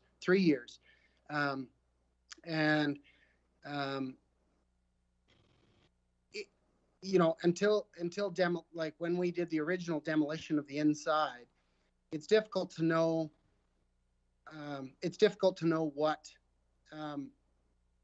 What's under everything that's being taken off. Now, the engineer and the architect both now, these fixes are not permanent fixes. Right now it's costing us $50,000, and we're doing that because it's a public safety issue. But the engineer has said that this is a temporary fix. We still have to, there's a really large crack in a wall that could come down completely. And so that crack has to be looked at according to the safety codes and the engineer at least every month to make sure that crack isn't large enough for the building to come down. This is just, you know, what the measures we're putting into effect right now are purely a temporary measure so that building doesn't fall down completely. The engineer and the architect both have said that their recommendation is that the building comes down. So we're just basing it on professionals. I'm not a structural engineer. I don't, you know, we did it from a business perspective. We wanted to do this historical designation. That was that's why we came to the city to do this. But in the end, it's to the point where this building it's a safety hazard, and we want to rebuild, and we want to rebuild the same facade as what's actually there right now. So that's our plan. But it's, you know, we're looking at a cost of probably an extra $500,000 or more to and there's no guarantee that this building still won't fall. Councillor Higgin, you have a question? I do. Just in light of the comments from Ruben.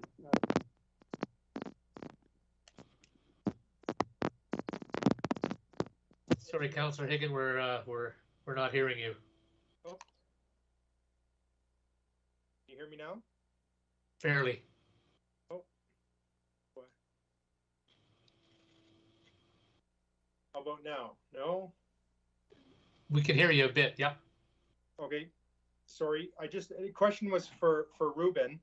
I'd heard that you mentioned that you've got structural engineers and architects that have said that this is unsafe and that it's a patchwork to get this to keep this building going, but it's not going to be permanent. It's something that's going to be continually having to be a continual cost on the owner. Is that correct?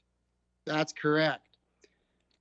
Okay. And I mean, and the entire build is approximately $6 to $8 million. But until we have pre-sales, we can't get financing on this building. And I mean, I don't, and I and the other owners don't have $6 to $8 million. Everybody needs financing, but in the state it's in, it's kind of an impasse. We're not able to get financing, and the structural engineer says it's a temporary fix. So how much housing would this provide? I believe it was 5 units. 5 units. Great. Thanks. That's all for now. Appreciate it. Mr. Kilgore, I think you were saying that this is going to be repaired regardless of what happens, correct? That's my understanding, that under the order issued by under the Safety Codes Act, that this needs to be made structurally sound. Yes, and we have. Who's on the hook for that? The owners. The owners, okay. Yeah, we do have Kerry Crump here as well to answer any questions from the building inspection side, if you like. Councillor Higgin? Just understand on that and that reply then. So in order to make it structurally sound, that falls back on the owners of the property. But if that building was for some reason irreparable or costs, there's just not the ability to cover the costs there. Having it completely removed, my understanding, would still be okay, because then you're taking away that risk. Is that not correct, Mr. Kilgore? Perhaps I should refer that to Kerry Crump from Building Inspections. Sure, I'll take a stab at that one. The measures being taken currently are temporary measures to stabilize the structure. If it gets to the demolition stage, there will be further measures required to stabilize the adjacent properties as well, until the new structure can be built. So this is an ongoing process, I'm afraid, and it is the cost of the owners. So just to follow up on that, then the cost of the owners. So for example, if that building was taken down, the cost of the owners would be to structurally make the adjoining property sound as well, correct? That's my understanding from the engineer that we've been speaking to, yes.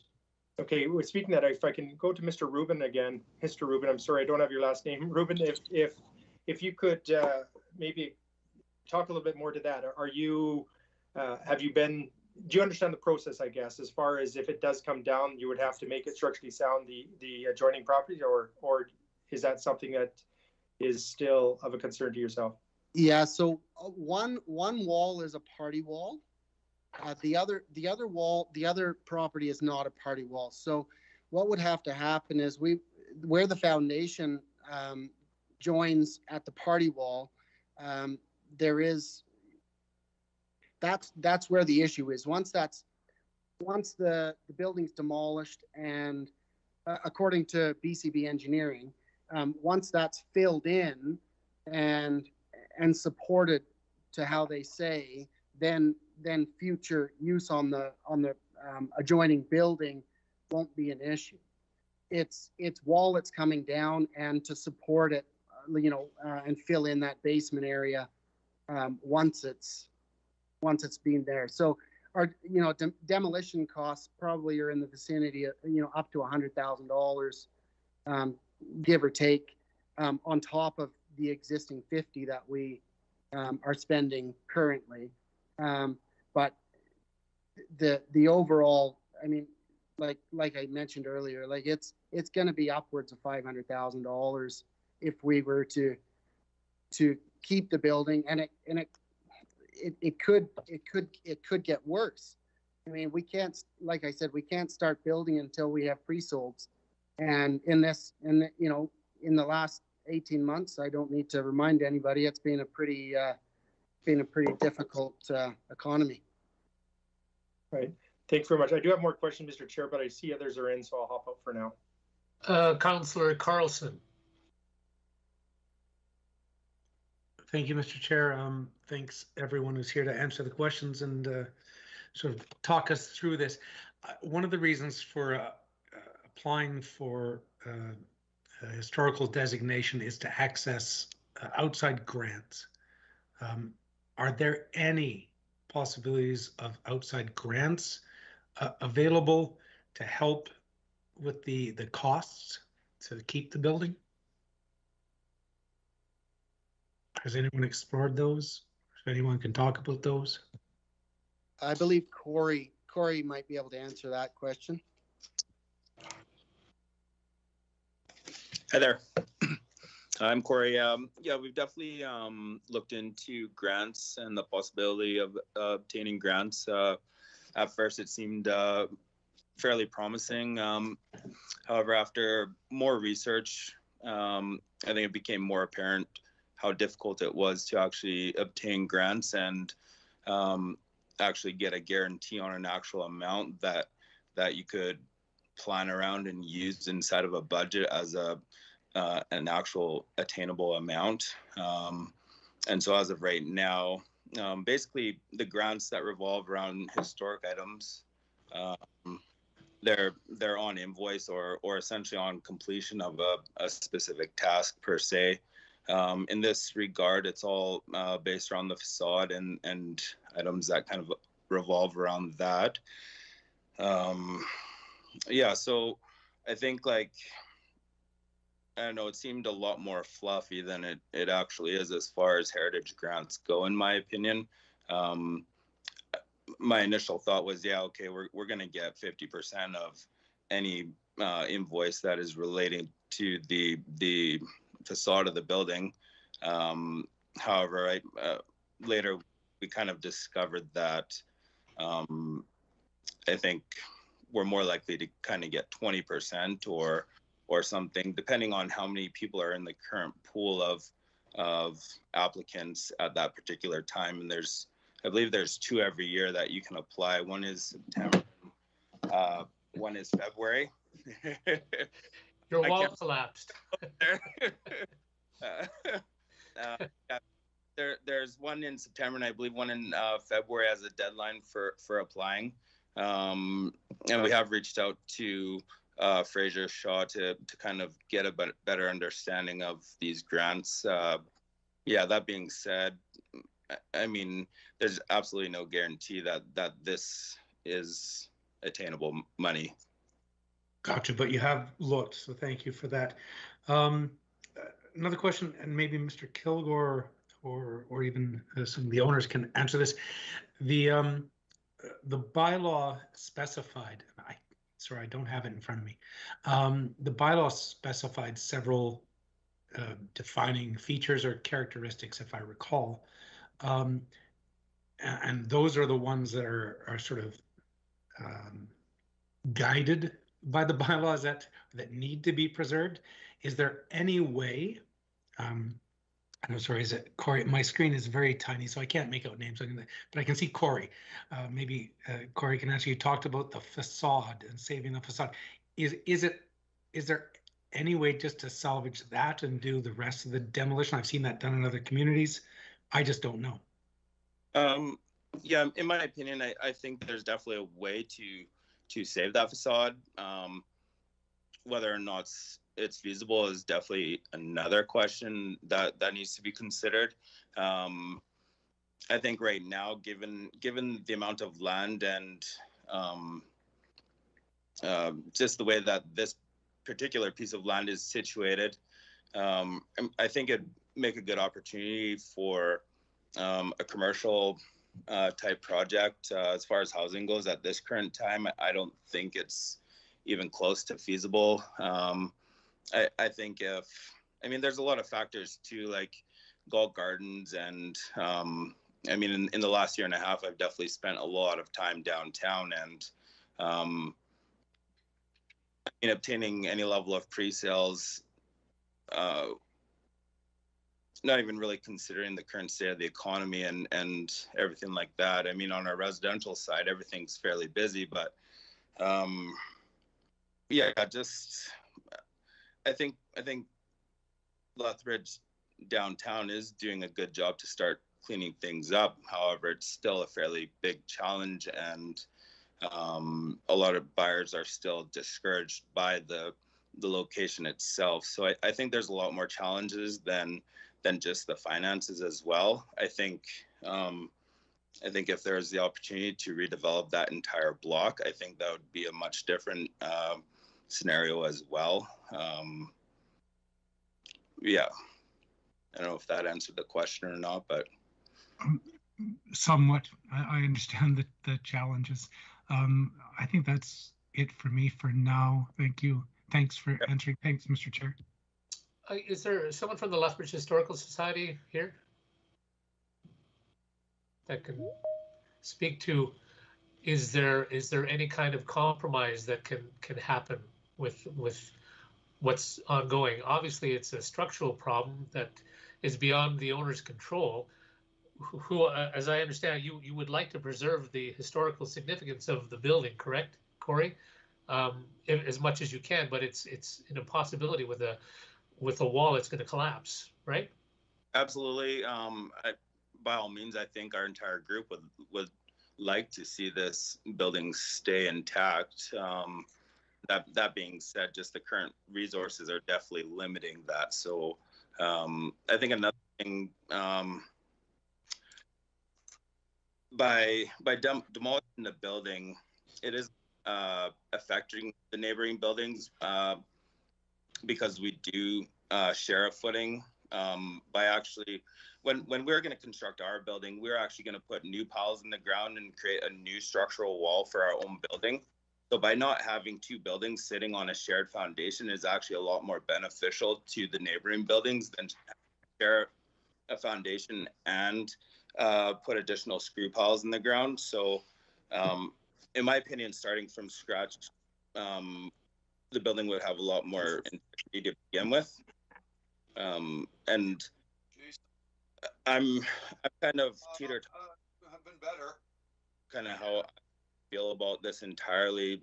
I feel like we build something a lot better by demolishing, but then I also do have that appreciation for the historic designation. So I mean, even inside me, like, it's a little bit conflicting with kind of which route to take. However, in the long run, I think it is a better choice to demolish and start from scratch, creating a much more solid and safe structure to begin with.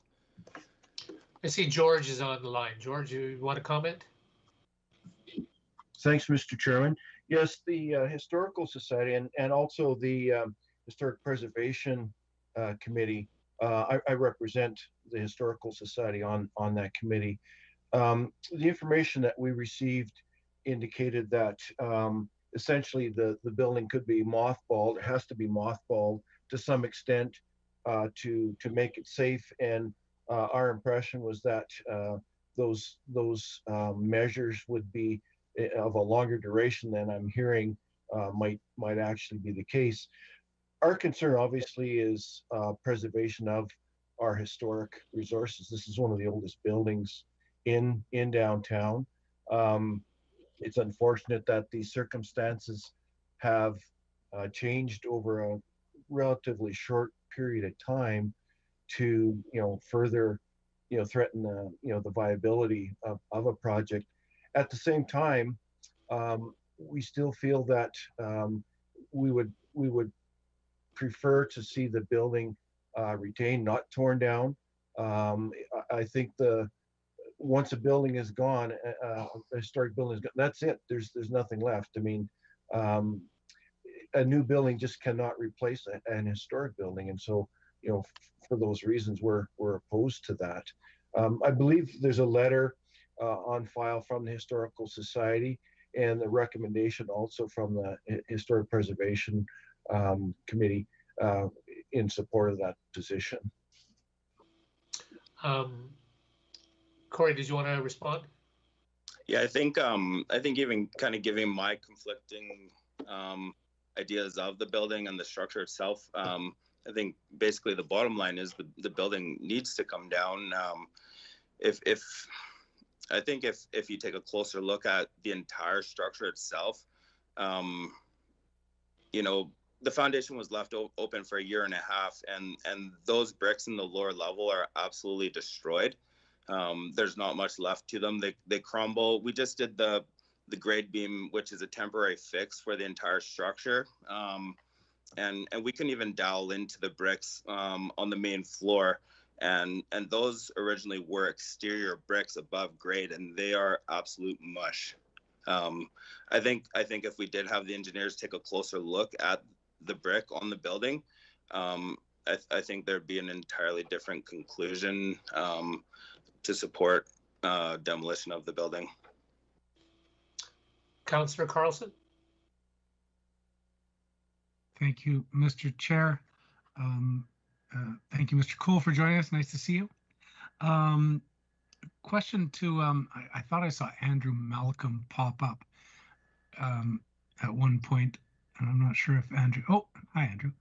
Mr. Malcolm, Council did some funding around adaptive reuse. I know we talked about the HOCHIP, which is the housing grant.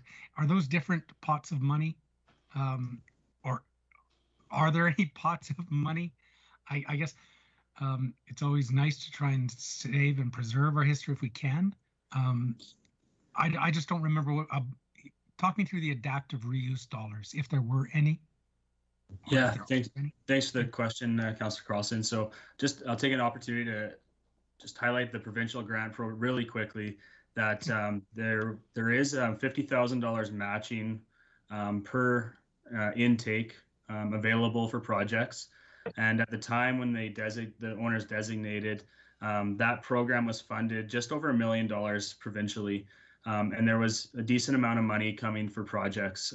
With the change of the government, they cut that fund in half. And since we've seen projects really get scaled back in the amount of funding to the tune of 20%, which Corey alluded to. Municipally, we do have a pretty extensive grant program available for this. Council recently kind of broke down the buckets of each individual program, and we pooled them together. As well as back in November of 2020, we made some amendments to open up the eligibility.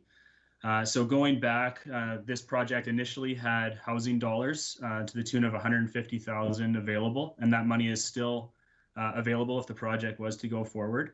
And we've since met with the ownership group to highlight the new opportunities with the additional grant supports, and currently in receipt of applications and reviewing those currently. If they strategically line the project directly up with each of the funding sources, we're potentially able to stack up to $900,000 in grants. That would be assuming that the total project cost of upwards of $6 million. Again, a little bit of a moving target, but we are currently in receipt of applications and would be reviewing those. Obviously, if we went the demolition route, that would be a very different scale of incentives that we'd be able to offer. But if the project went ahead as they have a development permit for today, there would potentially be up to $900,000 in grants available from the city. Thank you, Mr. Malcolm. I appreciate hearing that. And I do remember now we amalgamated all those funding to give a little greater flexibility to the owners that are present. Is the possibility of those funds being available, does that help at all? I don't know. Could I answer this? This is Ruben.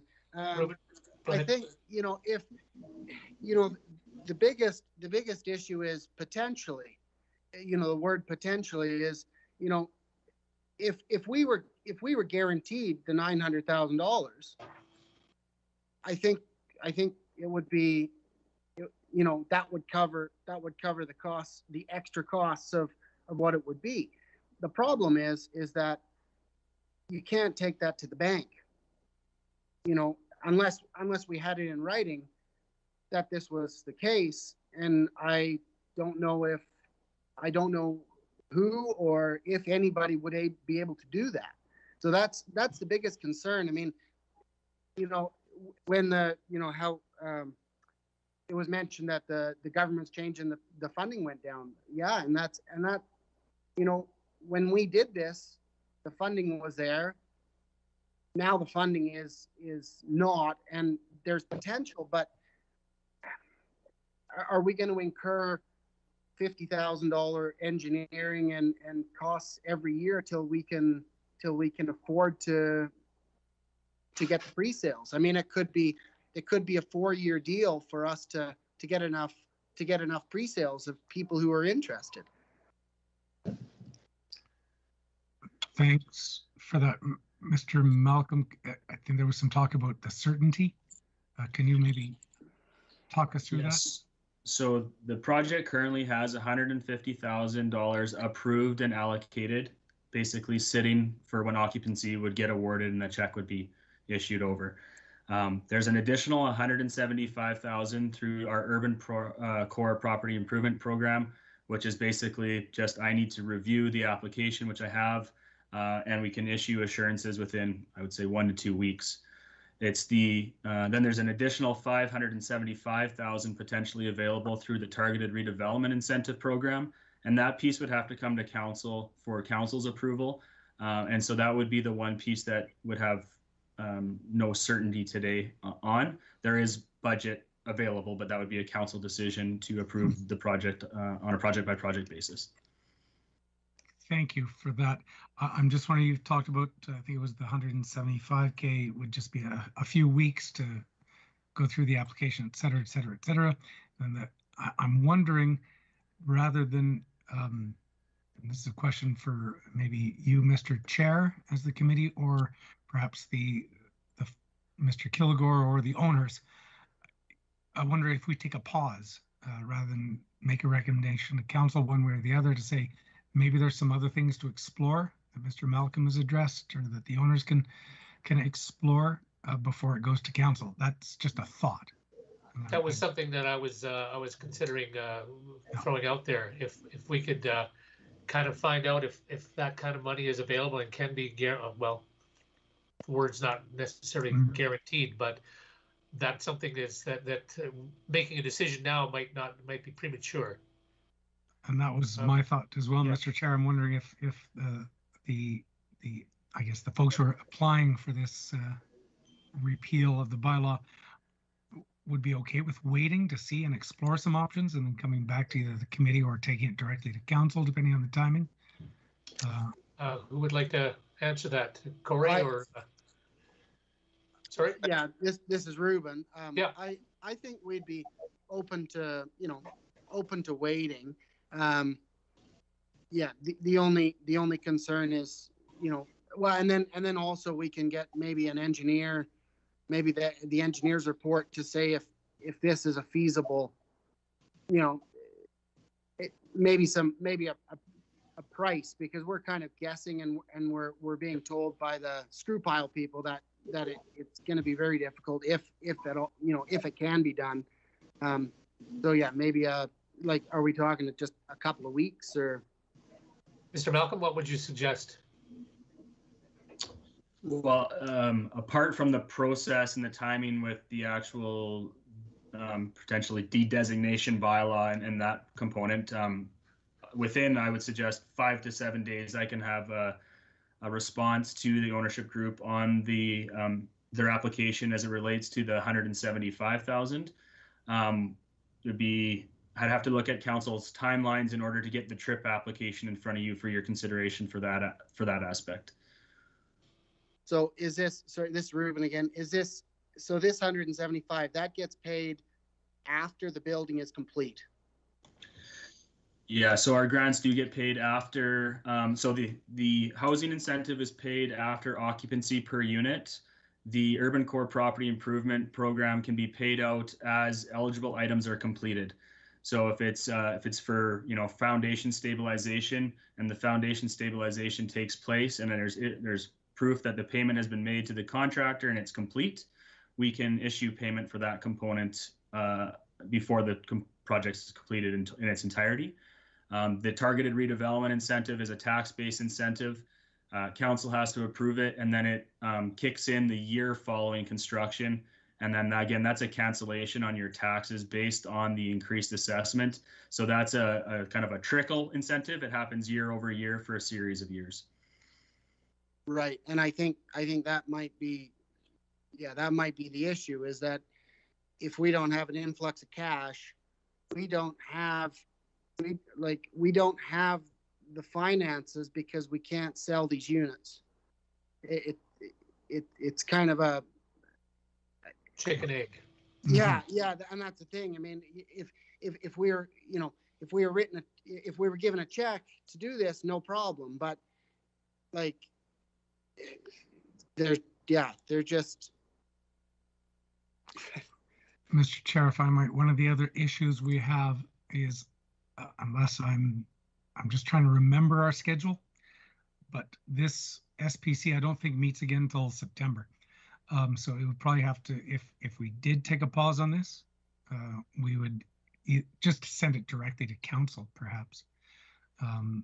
Would have to deal with it. I think that would be the appropriate option. Mm-hmm. But I'm just wondering if, because we're being asked to make a recommendation, at this point I've got too many questions to make any recommendation. I don't know if those questions can all be answered right now. So I'm struggling on this one. I'm not sure if anyone can give me any help of where to go. Mr. Cool has got his hand up. Mr. Cool. Thank you, Mr. Chairman. I think when we first presented with the situation, it was an all or nothing kind of thing, and I'm encouraged by some of the possibilities with these new options. So I would urge the committee to work with the ownership group as Mr. Malcolm has been doing, to see if there are some other solutions so that there's still the possibility of retaining the building and not looking at it being demolished. Thank you. Corey, or Ruben, do you have any other comments? I guess like kind of a question. I guess like the Heritage Society itself is they're more or less wanting to keep this structure up because it is currently a historic resource. I guess what did they have within their resources to contribute financially to see this happen? We don't have any resources along those lines. Ours is merely working with landowners on their request to actually designate buildings. So we don't have resources for that kind of thing, and that's why some of these other programs were we're set up to encourage revitalization downtown. Right, and so for me, I'd rather put a lot more emphasis on the public safety than a small piece of Lethbridge's history that we can still show via photos and documents. We can even restore some of the clerestory windows that we've kept or stuff like that to maybe contribute to the Galt Museum or whatever the case may be. However, I think we do need to put an absolute precedence on public safety. My understanding, Mr. Chairman, is that's what the engineering recommendations are about, and so I believe some of that needs to take place in any event. So, and as you said, it may be this isn't the long-term fix, but I think it gives you guys enough time to start thinking about what else might be available, and not just in terms of what you might be able to do physically with the building, but what other resources might be available. And we would certainly be in favor of, giving this whole situation a little bit of more time to see if there are solutions that can be derived that would save the building. Once you lose 100-plus-year-old building, I mean, that's it, they're gone. And we don't have very many of them left either. So if there's a possibility of saving it, that's really where our sweet spot is. Right. And again, I think what's a little bit alarming to me or a little bit concerning is like we didn't really see a lot of help from the Historic Society and the threat of tearing it down. So I guess like for me, like to appreciate the Heritage Society, I would have liked to have seen a lot more in the beginning, especially being that it is a historic resource. Mr. Chairman, just to respond to that, I know you don't want to have a big dialogue going here. I guess there's been a misunderstanding as to what the purpose of the Historic Resources Advisory Committee is. We advise City Council as well as owners, but we only proceed on the request of an owner. And so owners generally see the value of designating a building for historic purposes. And generally the sentiment is that they want to save the building. And so there's usually a fair bit of research involved on behalf of the owners to make sure that there's enough substance there that you can make the investment with some certainty in terms of going ahead with it. In this chair, can I? I'm sorry to interject, Mr. Cool. We're way off track here. Just a point of order here. I'm looking through what we're doing, and now we're getting into education, etc. I just would ask that I think Councillor Carlson mentioned something about just bringing this forward to council, because this is something that Mr. Cool and Corey and Ruben can maybe have a conversation at another time as far as what Historical Society stands for and their background. It's just myself. If it's just me, continue on. I'm sorry, Mr. Cool, but we're here for an agenda, and it just seems like it's kind of not what we're coming here to talk about. So thank you. No problem. If I could just clarify one thing, there's the City Council's appointed Historic Places Advisory Committee, and there's the Lethbridge Historical Society. So there's two entities that we're actually talking about. Historic Preservation or the Historic Preservation Advisory Committee is the one that's making the recommendation.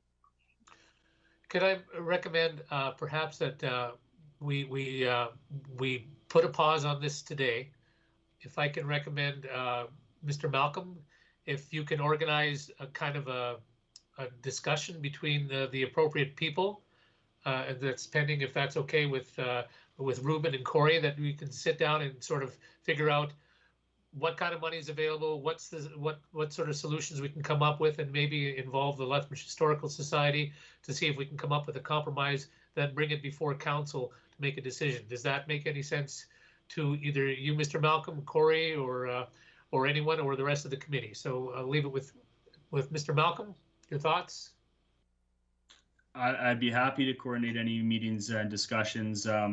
Probably one with myself and the ownership group on the financing and the applications that are in, and a subsequent meeting with our two historic committees or groups with that ownership if everyone else is on board with that. But I'd be happy to take that offline and facilitate it. Ruben? Is this, so is, you mentioned it's going to be 3 months? Like September is the next meeting, or? No, or this would be at council. This is not the standing committee. Okay. Yeah, no, as long as it's a shorter timeline, because if the engineers do say it should come down, we don't want to wait until October, November to demolish, because then we've got a new big problem. Okay, that won't be, we'll hopefully figure that out before that. Thank you. Councillor Higgin. Thank you. A timeline, we've got 2 meetings here, and I just think it's important that respecting the applicants, and then also us as a city, that we get these meetings done sooner than later, because if this has to come forward to council, I'd like to see it at a next council meeting. So I don't know how quickly, Mr. Malcolm, and I know getting all these people together is sometimes difficult, but I think we should be doing this sooner than later, because as was mentioned, waiting 3 months, that's out of the build season, etc. And from what I've heard, I really don't want to see this, and I'm sure many feel the same. Let's get a decision and let's get moving forward. Thank you. Councillor Carlson. Thank you, Mr. Chair. So I think we just need to have some clarity that the SPC will likely not be making a recommendation. I won't presuppose what my colleagues may propose at the end of this agenda item, but I'm guessing that my gut is that we will not be making a recommendation to council from the committee, and that in the interim between now and if it comes to council, or when it comes to council, Mr. Malcolm, I think you graciously offered to steward it or to be the convener. Thank you for that. Mr. Kilgore, I'm sure you'll play a part as well. And if the owners can get together. So is that the clarity we need, that we're sort of drawing a bow on this right now, but leaving it to hopefully some further discussion, and then all the relative and relevant information can be brought to full council when appropriate? Is that what I'm hearing? That's what I'm getting from this. Unless anyone else has another thought. I see Ross has you have your hand up. Yes, thanks, Councillor. Just to clarify, would you ultimately like potentially this bylaw plus the grant program that Mr. Malcolm had talked about to come to the same council meeting, to have both decisions made on the same day, or just to proceed with the grant one for now and then return to the potential repeal of designation if that grant doesn't happen? Sorry, Mr. Yeah, Chair. sure. I was just going to say, for me, I'm just not sure how speedily things can occur. Our next meeting, Deputy Mayor Campbell, you're on agenda review. When does all that information have to be in? Yeah, I'm not. That would be. I think it's Monday. Mr. Westerson would know. which I don't believe is in the time frame we're talking about, since it is Thursday. I'll just ask the blunt question: is there it's now a week until the next council meeting, just over a week. After that, it'll be 3 weeks. Is that an okay time frame to say, give it 3 weeks? I don't want to say that knowing that things can happen in the building world. I get it. But is 3 weeks going to be okay? I think from the owners, I think 3 weeks is very reasonable, Jeff. Okay. Great. Thank you for that. Because if we can work towards that, and I don't want to put undue pressure on anyone, because I'm just trying to facilitate rather than, because I don't have a clue. I'm not in all of your shoes. So if 3 weeks works, maybe we can work towards that, and then we'll bring whatever appropriate or is needed to the council meeting. Does that make sense to everyone? Makes sense to me. Councillor Higgin.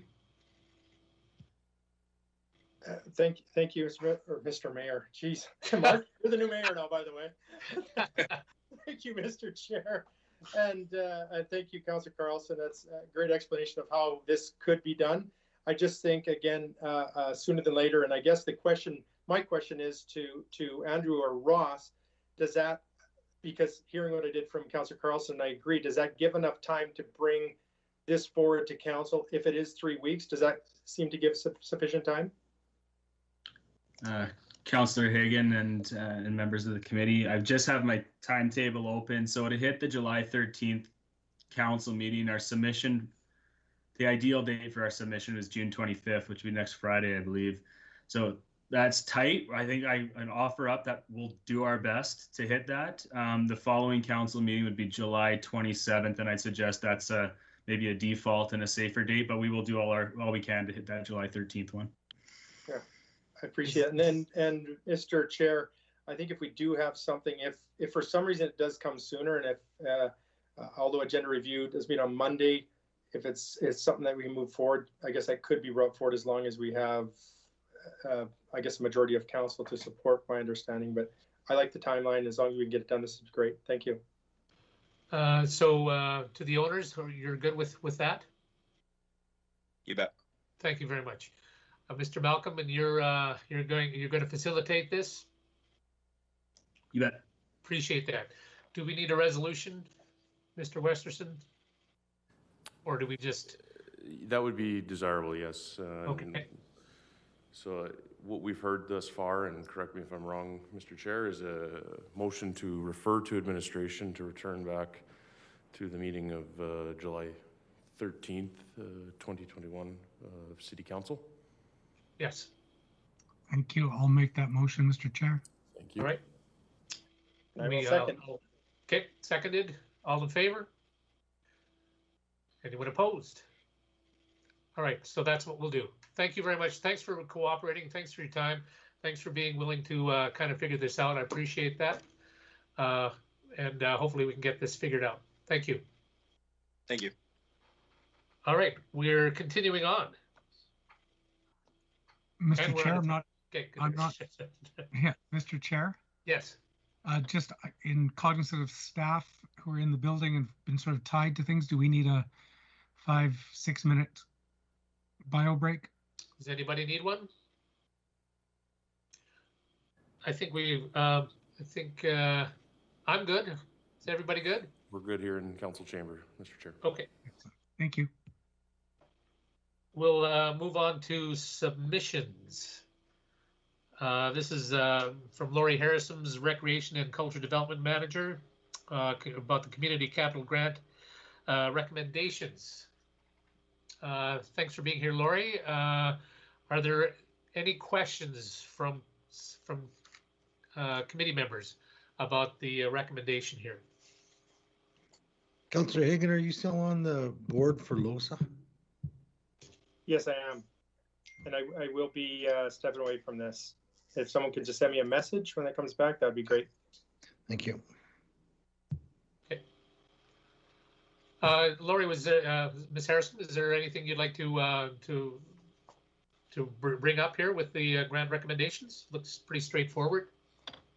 Yeah, I think the biggest thing, Councillor Campbell, is that we had quite a bit of returned money due to underexpensed projects or canceled projects. So normally we're limited to the 450,000 operating budget plus, generally maybe 50 or 75,000 additional. So this year, as you can see, there's a significant amount of money being able to be distributed to the community, and the timing is great because all of these projects have significant economic impact with local contractors and businesses is mostly getting most of these funds.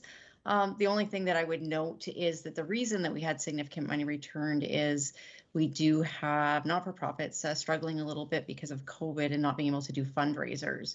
So this grant does have a period of 18 months in which not-for-profits are required to prove that they've raised the matching funds. And if they haven't, then what they do is we cancel the approved application and they can resubmit. And so that was the case here with one of the groups. Councillor Carlson. Thank you, Mr. Chair. Ms. Harrison just is a bit psychic, answered my question about groups having to cancel their projects and reapplying. There's nothing saying they can't reapply. No, in fact, I often work with them to do that if the timing isn't working well, and definitely COVID has played a role in a lot of projects. So not all of these will necessarily actually happen, but we have the money earmarked for them. And if it doesn't happen, we'll help them to reapply in 2 years. Excellent. Thank you for that. And thank you for that amazing background. Love it. Any other questions for Ms. Harrison? Very good. Then I will, this is a resolution from Councillor Carlson. Be it resolved that the Cultural and Social Standing Policy Committee recommend that City Council approve the following 15 projects totaling $828,183.77 for the 2021 Community Capital Project Grant as indicated in the report and attachments 1 through 3. And you can see the, I'm not going to read them all, if that's okay. And that you see what they are. And further be it resolved that the Cultural and Social Standing Policy Committee recommend to City Council the source of these funds be $450,000 from the Community Capital Grant annual budget plus $370,183.77 from funds previously approved but not utilized due to the cancellation of projects or completed projects being underexpended. And further be it resolved that the Cultural and Social Standing Policy Committee recommend that City Council direct the Mayor's Office provide letters of support to any approved projects as requested. Councillor Carlson. Thank you, Mr. Chair. I'm not sure if my colleagues have questions. I did have one I forgot to ask if I can. Through to Ms. Harrison. Does this fully expend the budget with the carryover, or is there some left, or were there some groups who applied and we still didn't have enough money? Actually, we did not expend all the money this time around. We actually had $868,000 available this year. So it was a pretty lucky year for all of the groups who did apply. That is excellent to hear. Thank you very much. Further questions? Any questions or thoughts from my colleagues? I see none. If not, I'll call the vote and express my thanks to Ms. Harrison and all the work I know she puts into this. So thank you. Anyone opposed? That is carried. Thank you very much. So Lori, you're next again. With the this is extension to temporary changes to policy. We have to get Councillor Higgin back. Hang on. Sorry. I sent him a note, Mr. Chair. Thank you. Okay. We'll wait for him.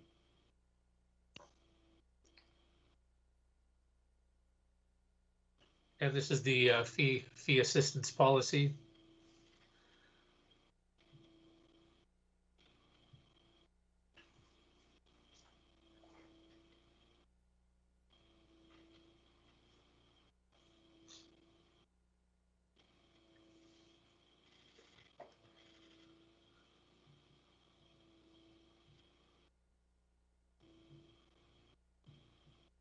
Okay, Blaine is with us. Blaine is back.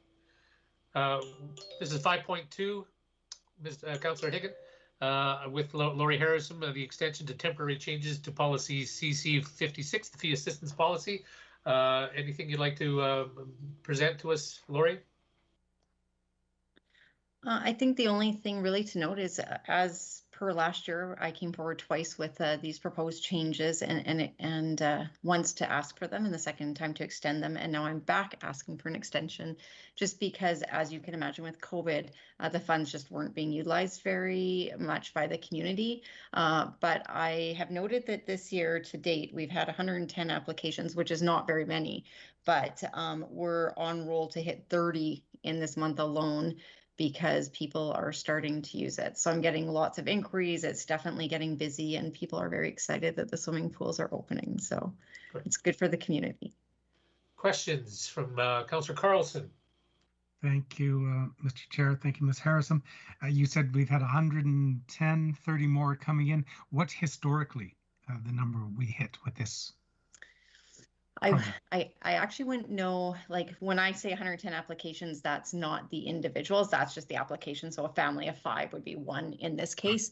We normally see well over 1,000 individuals funded in a year through the program. And I actually don't have that number to date available, but it's very low right now. I can tell you that out of the $90,000 budget that last year, we only spent about half of it. And at this point in the year, we've only spent $17,000, but it is increasing quite rapidly. And I anticipate that this is going to become a very very busy program here in the next weeks. I think so too, as we're slowly getting the announcements of our recreation and cultural facilities opening. I think people are getting excited. You're probably going to get inundated shortly. So thank you. Any other questions?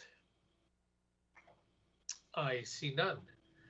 I have a resolution from Councillor Miyashiro to that be it resolved that the Cultural and Social Standing Policy Committee recommend the City Council extend the policy changes to policy CC56 fee assistance policy that are set to expire on June 30th, 2021, as shown in the report and attachment 1 to a new deadline of December 31st, 2021, or until such time as the funding has been fully utilized.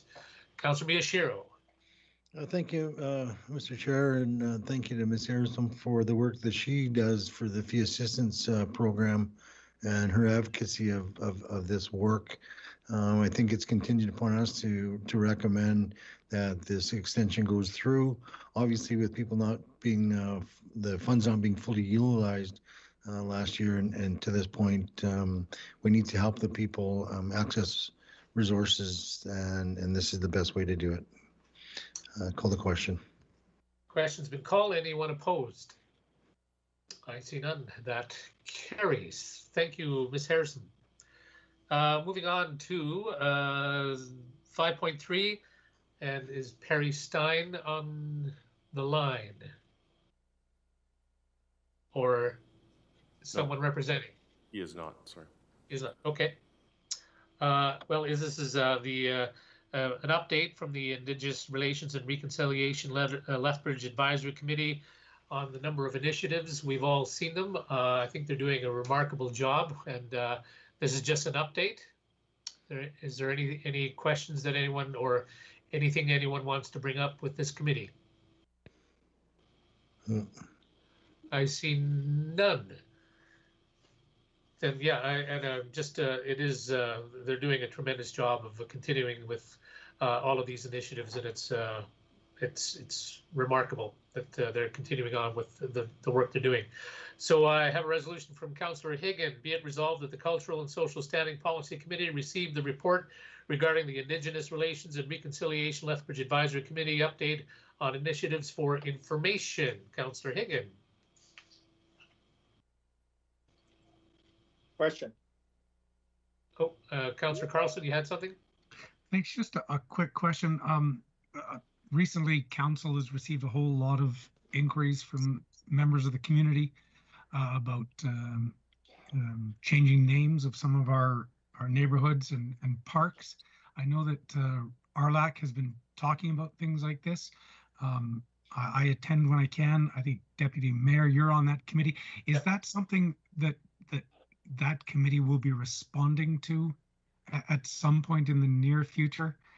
I don't want to speak for the committee when I get the emails and phone calls, and so I've been trying to refer them, but I don't know if they're getting a response. I just don't know yet. I know there's a meeting tomorrow. There's a meeting tomorrow, yeah. Oh, I see there's people on the line. Who wants to respond to that? We just passed it on Tuesday. Well, the placemaking we passed, but just the emails and calls that we've been getting, I've been trying to refer them to either Mr. Stein or RLAC. I just want to ensure that that's the right venue. It's not really my place to say what we should or should be doing. We've asked that committee to look into it. City Manager? Yes, I think either of those sources would be great. And Perry's been receiving a number of calls. Okay, excellent. Thank you. So I'll just continue tomorrow. Yeah. Thank you. Okay. So a question has been called on the resolution. Anyone opposed? I see none. That is carried. Okay, moving on to 5.4, Community Social Development, Community Wellbeing and Safety Strategy Phase 2 update. Martin Thompson is here if there are any questions. Mr. Thompson, is there anything you'd like to point out or add or bring up? Thank you, members of council. Yes, provided to you was a summary report. The only thing to add is we did have a social service integration group committee meeting last night, our third meeting. And as a summary, it went very well. We anticipate now turning the reins over to the group. Up to this point, we have provided a facilitator to help them get to where they're at. And we now, in the next meeting, anticipate that they're going to fly on their own and start getting to work on actually identifying locations. The feedback from the group last night was very positive. You've got some people that want to move a little faster. You've got some people that would like to take a little more time. But the majority have said this is good work. It's important work, and we need to do it right. So, any questions? Any questions for Mr. Thompson? I see none. Again, I just think that it's wonderful that the community has gotten together to create this committee to come up with solutions to what has been a contentious issue. So I appreciate all the work that's been done to get that together. So if there's no other questions, I have a resolution from Councillor Carlson. Be it resolved that the Cultural and Social Standing Policy Committee received the verbal update regarding community well-being and safety strategy phase 2 for information.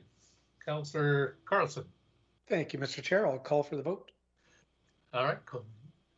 Vote's been called. Anyone opposed? And that carries. Okay, so we are in, Mr. Thompson, you're still here. This is the Affordable and Social Housing Capital Project Grant Policy.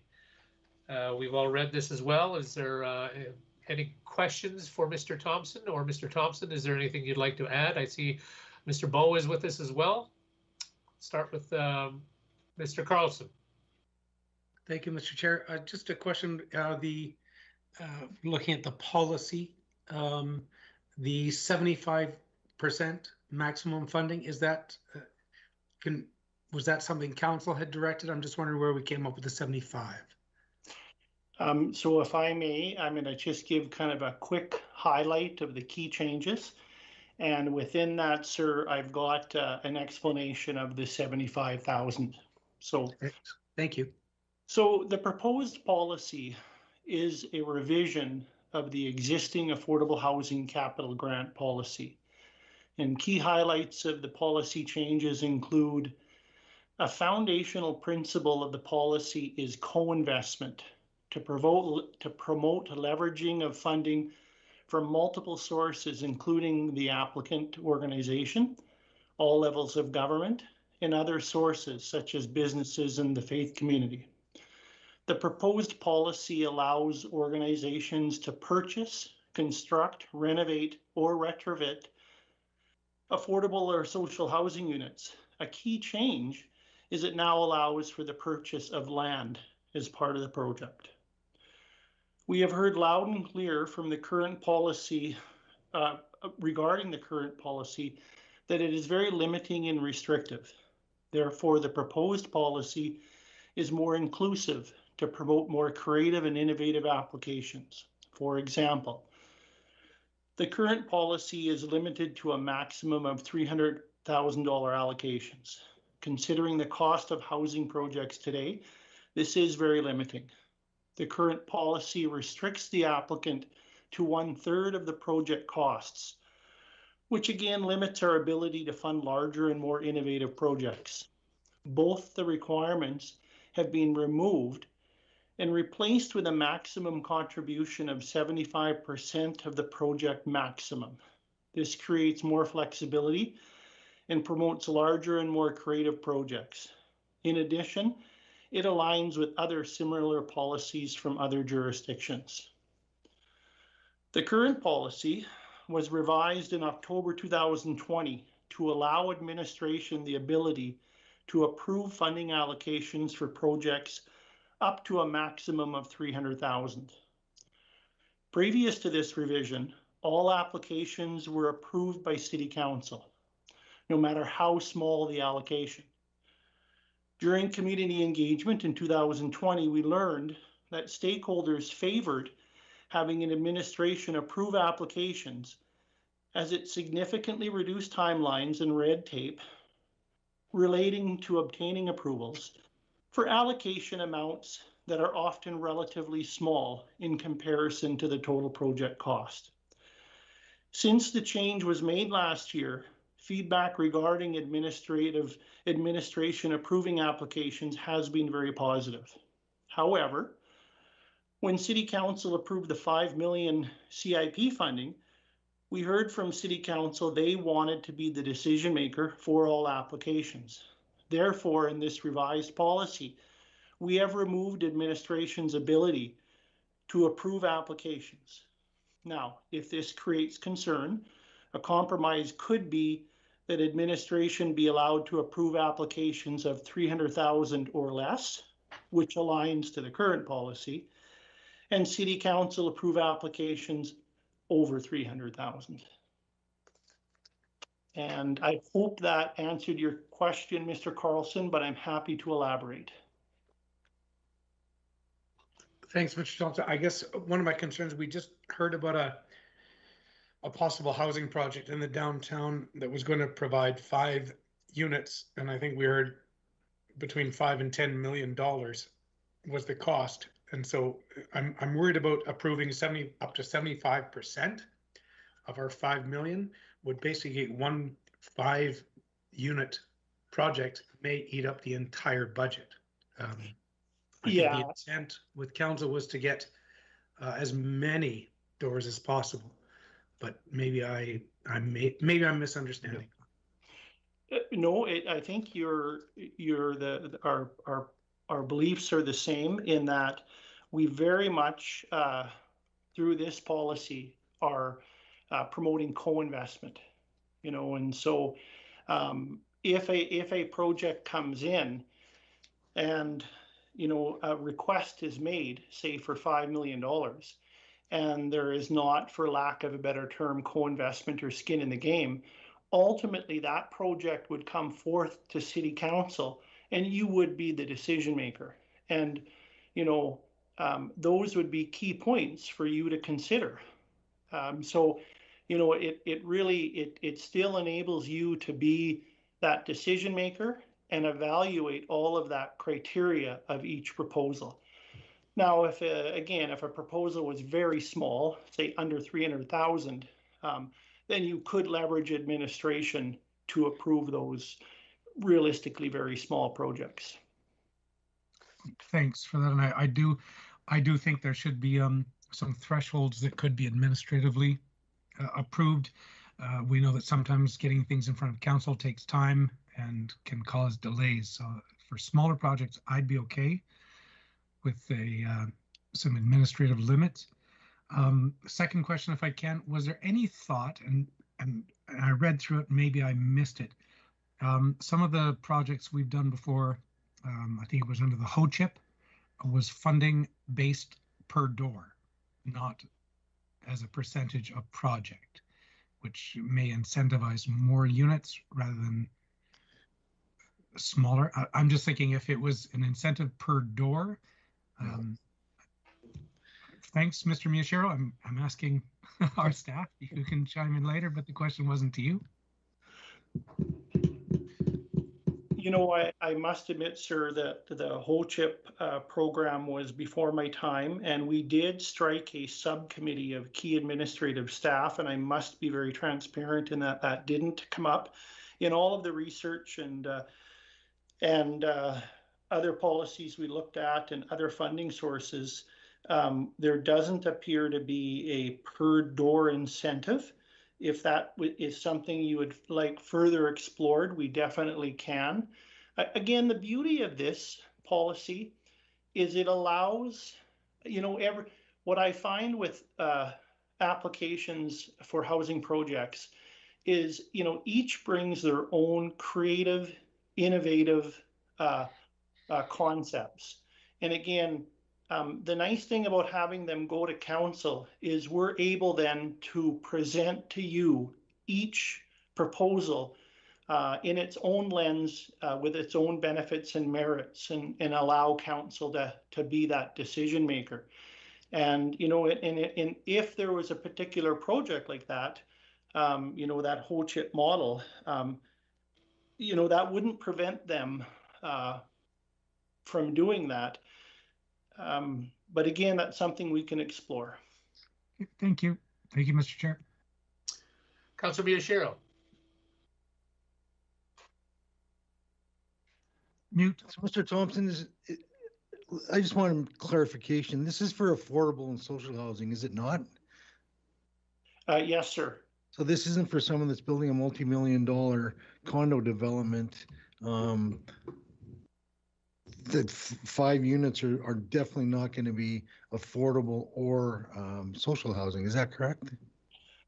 That's correct. Now, what we do anticipate is projects that will have a combination of, potentially affordable, social, and market units, which is very common in today's age. For example, the recent Lethbridge housing project on the south side is a kind of a multi-purpose, multi-use facility. But to be very clear, this funding is specifically for affordable and social housing units. So the resolution that I put forward during CIP that was passed for $5 million was for social and affordable. Is that correct? Yes. Thank you. Councillor Higgin. Thank you, Mr. Chair. I just want to pop back, Mr. Thompson, to the thresholds that are changed with this particular grant. Now, you spoke of under 300,000 where the approvals are, they come to council, et cetera. Could you just touch base on that again? So in the current policy, any application, the maximum in the current policy right now is a $300,000 allocation. And those allocations are approved by administration, and then an annual report is provided to council on the number of projects approved. In this proposed one, again, what we heard from council is we want to be the decision maker on the application. And so we've removed that $300,000, threshold, allowing administration to be that approval for those low levels. Now, again, recognizing that's a change from your previous approved council, I'm just bringing that to your attention as a key point so that if that does create concern for you, that you, if you like, you can change it to continue to have administration approve those 300,000 or less applications, and anything over 300,000 would come to City Council. Or if you choose all of them to come to City Council, that would be your choice. Okay, that's what I was curious on. And when you were speaking earlier, it was my thought that, because I thought that this was the case now, is that anything above 300,000, which you indicated, is administration, but this would be any of these projects, even if up to 300,000 do come to council. Is that, or no? That's what it is in proposed. The proposed, but again, right. If you would like it to, to go to where it's that multiple role, you would have to make an amendment in today's resolution. Okay, sorry, because again, I just thought you said earlier that it's actually there's more to administration, but this is actually less and more to council with this particular motion here right now that we have. Yeah, it's a nice compromise on reducing some red tape, but allowing council to be that key decision maker for, a project of over 300,000. Thank you. Mr. Thompson, is there is rezoning an issue right now with what's as we go forward? Because as buildings are being built in areas, does that become problematic? Yes, yes and no. Depending on the project, what I find is that when projects are more towards the social side of the spectrum, for example, technically a homeless shelter is a form of housing. High acuity permanent supportive housing is very much on that left side of the social spectrum. And then you would have on the far right, you would have, you know, affordable housing with no supports, you know, and so anything that has more of a social support to it, there tends to be more resistance in the zoning approvals or by the community. Right. Any other questions from members of the committee? I see none. Thank you for your presentation or for the information provided to us. And I have a resolution from Councillor Miyashiro. Be it resolved, the Cultural and Social Standing Policy Committee recommend that City Council approve the amended Affordable Social Housing Capital Grant Policy, CC 49, as shown in the report and attachment 1. Councillor Miyashiro. Thank you very much, Mr. Chairman. Thanks, Mr. Thompson, for the work your team has done on this policy. I believe it's hit everything that we intended for it to do. And thank you very much for your good work, and call the question. I see that Jeff Carlson has a question. Councillor Carlson? No. Thanks, Mr. Chair. I just hadn't heard if members of the committee were entertaining the up to 300,000 threshold to be administratively approved, or is that something no one's interested in exploring? Did you make it? Is that an amendment? Oh, I rather than waste time, if I'm the only one thinking that that might cut some red tape and make things more efficient and effective. You know, Councillor Carlson, if someone came in and had to put in 25% of a project worth $5 million, and we had to spend it, that's a lot of doors, a lot of bed space they could put up. I would just assume they used all the money and built it out, rather than wait around for someone to do a couple of duplexes. So that's just my. I got you. So you're thinking they should all come to council rather than doing a bunch of small projects. Council would be more of a mind to wait for one big project. Is that what you're saying? No, I didn't say that at all. I said that if we don't put a limit on it, it doesn't matter to me if there's a limit or not. Thanks, Councillor Misha. It wasn't a limit. I was saying to cut red tape of having to wait around for council meetings. Administrative could approve up to 300,000 on projects. The bigger projects over 300K would come to council. That was the thought. Yeah. Sorry, I wasn't clear on that. I'd approve of that. Do you want to put that in that amendment in, Councillor Carlson? Well, before I do, I'll ask Mr. Thompson again, just for clarity. I thought that that was one of the things that the community consultations had said that they enjoyed the thought of administrative limits because they were quicker. Maybe I misunderstood when you talked about that. Yes, that's correct, sir. That the response to allowing administration to approve projects up to and including 300,000, there was very positive feedback from the community. Thanks. I would be willing to make that amendment for discussion then. Okay. And I'm not sure how to word that exactly.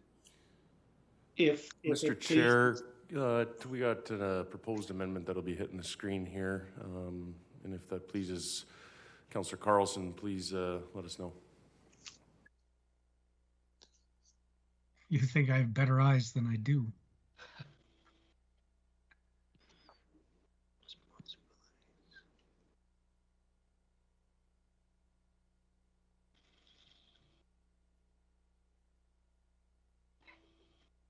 Oh, well, that looks like it makes perfect sense to me. I'll make that. I'll propose that amendment. See if it. Any discussion? I would second that. Okay. I'm yes. That looks really good to me as well. So we'll. Sorry, I'm the sole out here because, well, I can do this in debate. That's fine. Okay. So we'll make that amendment. We'll vote on the amendment first off. And I can't see it either. So that resolution, as it says on the screen there, let's see, to approve the funding. I'm sorry. Yeah, I don't. We'll zoom it in here as best we can. And I apologize, I'm not seeing it on properly on my screen. To approve funding of 300,000 or less. If someone else can read that, then go ahead. Certainly to approve funding of 300,000 or less to support the Affordable and Social Housing Project grant policy as follows. 1, under the heading Responsibilities, City Council. 2A, we'll insert the words approve in excess of 300K after funding and before to support. And the second bullet is City of Lethbridge Administration to, this is adding clause G, to approve funding of 300,000 or less to support the Affordable and Social Housing Project grant policy. Okay. Discussion, debate. Thanks. So I brought it forward just to, it occurred to me that when I was listening to Mr. Thompson's introduction, he said that feedback from community was that these smaller projects, it was appreciated that with the speed, I think it was, and the red tape cutting for the community, that these could be administratively approved. But the larger projects, I think, definitely have to go to council. So that's my thought process. Councillor Higgin. Thank you, Mr. Chair. I will not be supporting this. I like what the administration brought forward.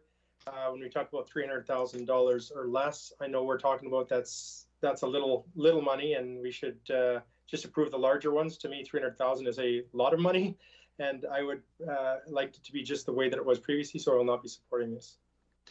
Councillor Miyashiro. Yeah, I think this is a great idea. Thanks to Councillor Carlson for bringing this forward. And sorry, I misunderstood what you're talking about initially, but thanks for the clarification. I'd fully support this. And I will support this as well. That makes a lot of sense to me. So I will give it to Councillor Carlson to close. Nothing further. I'll just call for the vote. Okay.